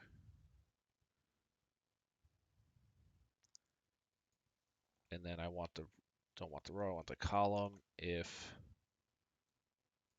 the age here matches this. And then that'll tell me within the life of a given equipment item, is it a 1 or a 0? And if it's a 1, that means that is a time that is being rented out.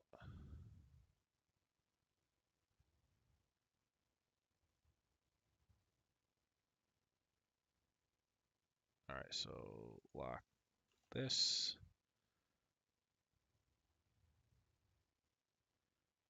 We can let that go down.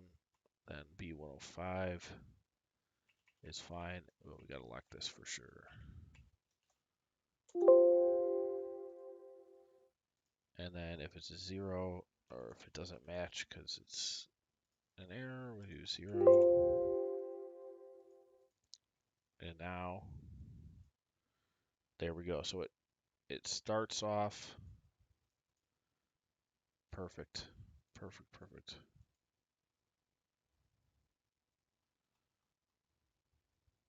Now let's say this is like every 2, 3, 4, 6, 10, 25. I just want to see what that looks like. 2 every 3 times. Okay, that makes sense. So now here's actually the cost going out. Yep, that makes sense. I just want to make sure the first month is being counted.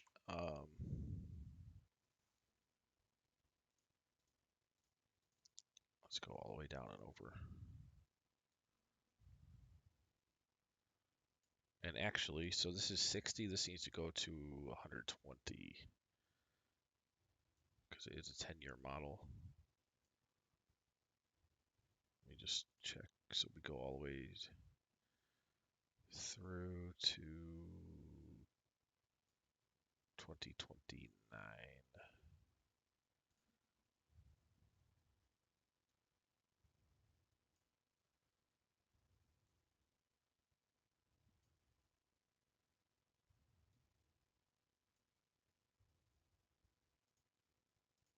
Okay, there we go. And then we can obviously put if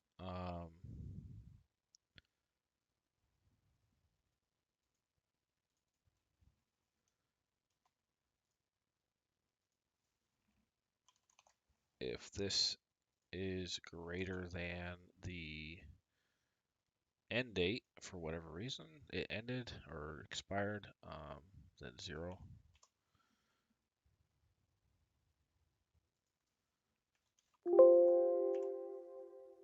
And then B1's locked as well.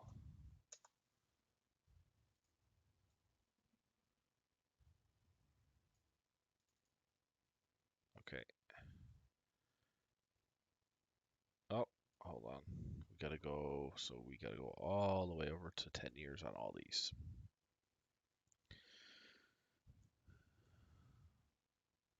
5 minutes left. Hopefully I can finish. This looks good.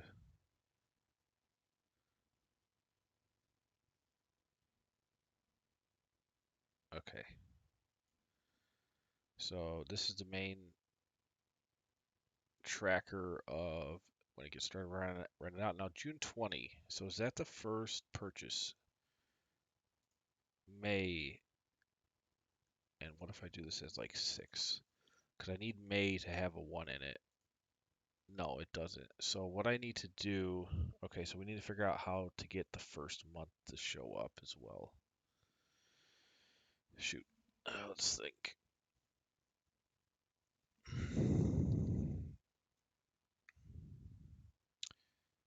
Um, all right, so we know, so this is tracking. We need to offset like we did in the other one. What's going on, viewers? We're trying to push it through here. This is a tough one. The equipment rental. All right, so month 1 is always going to be 1. I think that's all we have to do, actually. So month 1 is always, it can't be ever 0 because it's just, this is not representing this model month. This is representing the first month in the life of whatever these are purchased to be rented out. So that can never be nothing but 1. And now we offset over 1.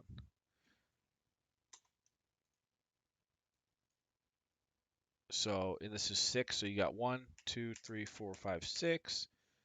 Boom. And then month 7, you're renting out again for 6 months. 1, 2, 3, 4, 5, 6. Then the next one will come here. Yep, perfect. Okay, that works. That works fine. The fun logic of zeros and ones to track things is really great.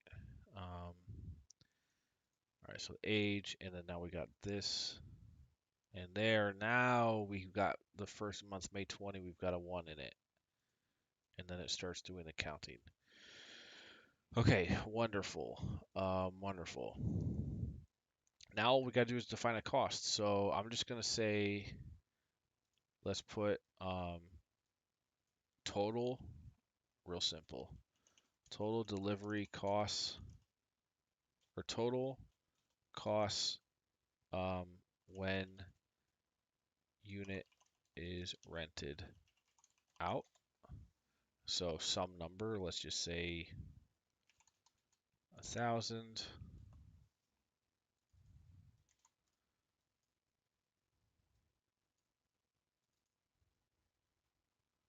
then after this is just zeroed out for whatever. You could put in whatever numbers if you're modeling this yourself. Say 2,000, 1,500, just to see some different numbers.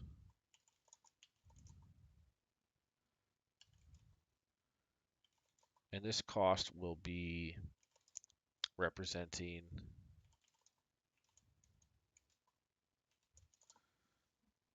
each time it's rented out. This is just a cost that happens. So we'll go over to the monthly cash flow. Actually, first we need to do the calculation here.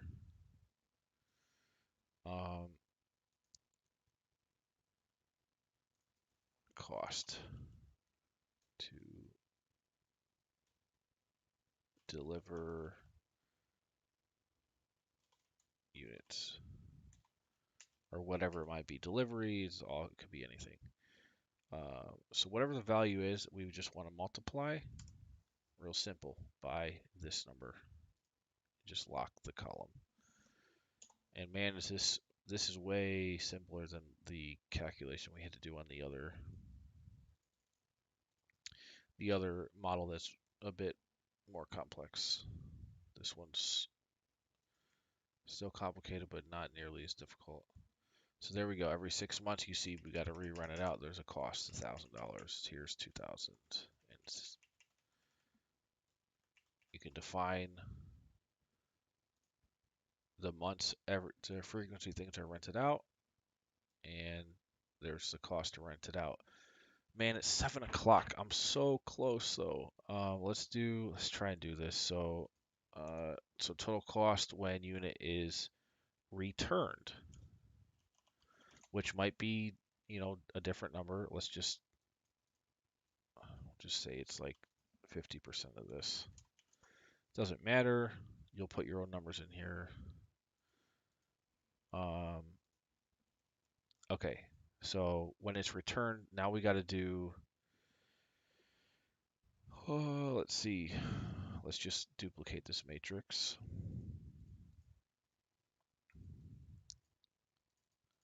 So matrix 2. We're going to do,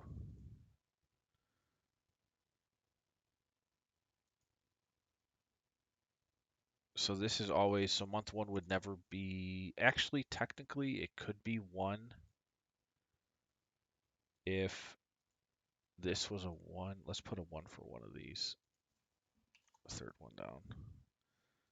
So obviously, you've got that cost every month to deliver it out. But now, what about returning it? I guess month 1 would definitely not be 1 for these. So I guess you could say if this oh, if this equals 1, then yes, it has to be 1, otherwise 0. And the only way this should ever be something other than 1 or something other than 0 is if it's only a 1-month thing. And then here, look at this now, the real cool part. We just do the offset. Just go right back to here. And now, instead of the month right before it gets rented out again, we're doing the cost to get it back. Or basically to return it if there's a cost to return it. Meaning you got to pay somebody to go get it. And whatever else cost you want to attach, you can just define it right here. So column S, so everything's the same. We got this schedule. The age, we actually don't need to know this because, well,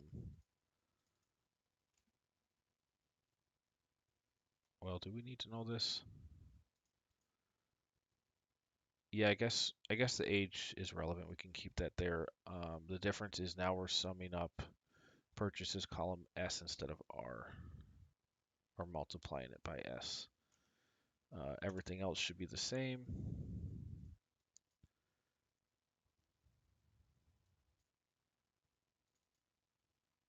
Um, 6. Okay. Make sure this makes sense, and then I'm going to be done for today. Okay, so returning. Let's look at matrix for Tomorrow 2. June 20th, it's delivered out, and the September, it's coming back. So we should see August as a populated cost.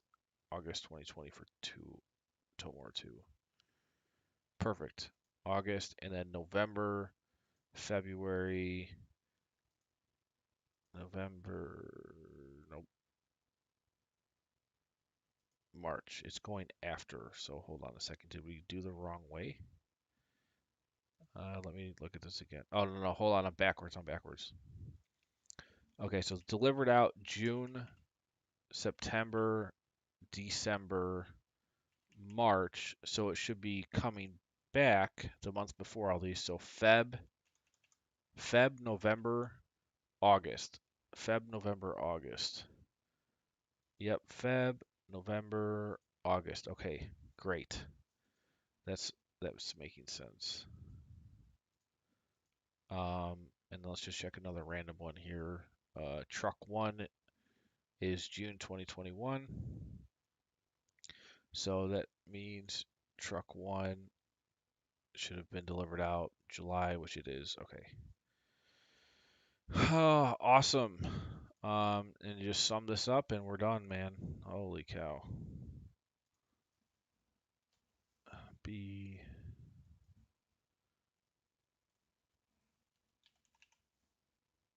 Drag this to the bottom.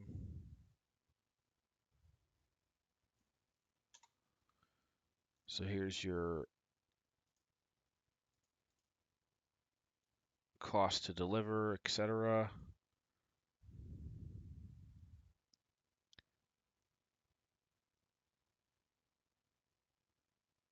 And then this is return.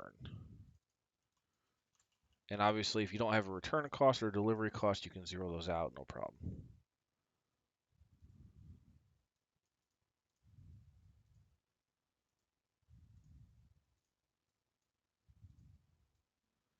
And we're going to put those into the P&L real quick. So showing up in cash flow.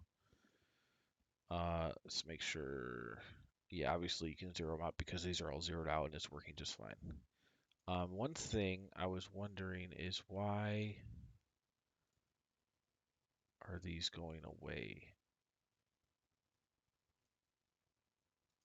in December 2025, January 2026?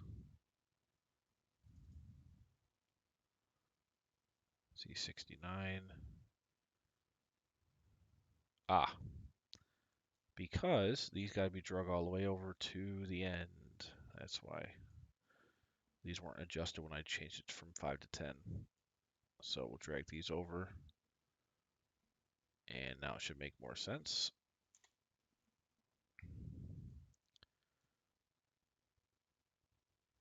Drag this over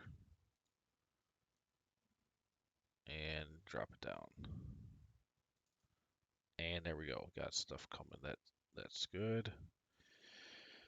Same thing with this one, I'm assuming. Yep, so I just got to adjust it to DQ.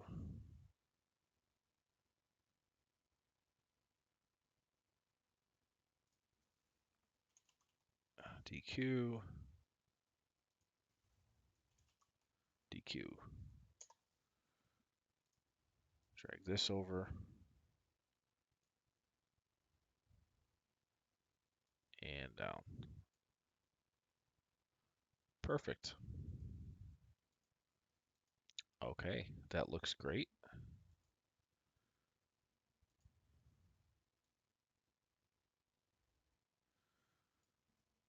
We aggregated everything. Let's go to the monthly expense. We're going to put this under running costs. We'll split out these two. So this is going to be costs to rent out, cost to return.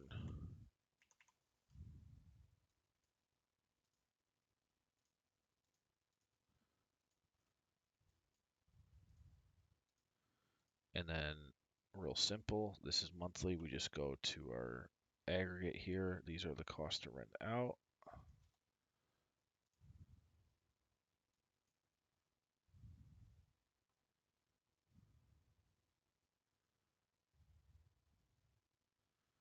And then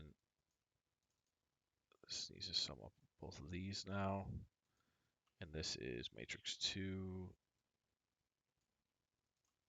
cost to return. And that's it.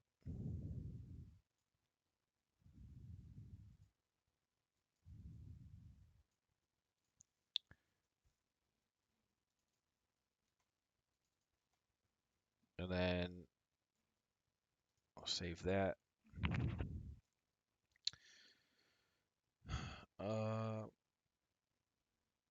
Feel happy about this. Definitely some of the most difficult stuff I've done. Let's drag this down.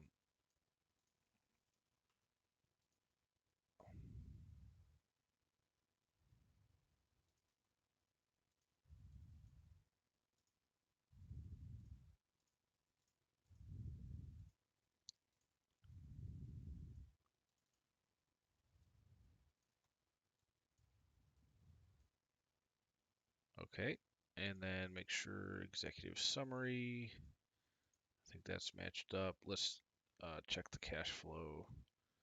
3,158,000. 3,158,000. Perfect. Perfect. That's counting all the new stuff.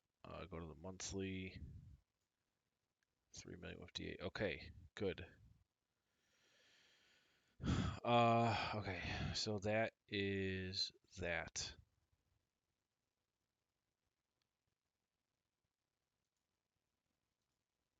I am going to end the stream now. I'll see you guys next Monday. I might start a new model. I was going to do cash conversion cycle today, but there's just not enough time.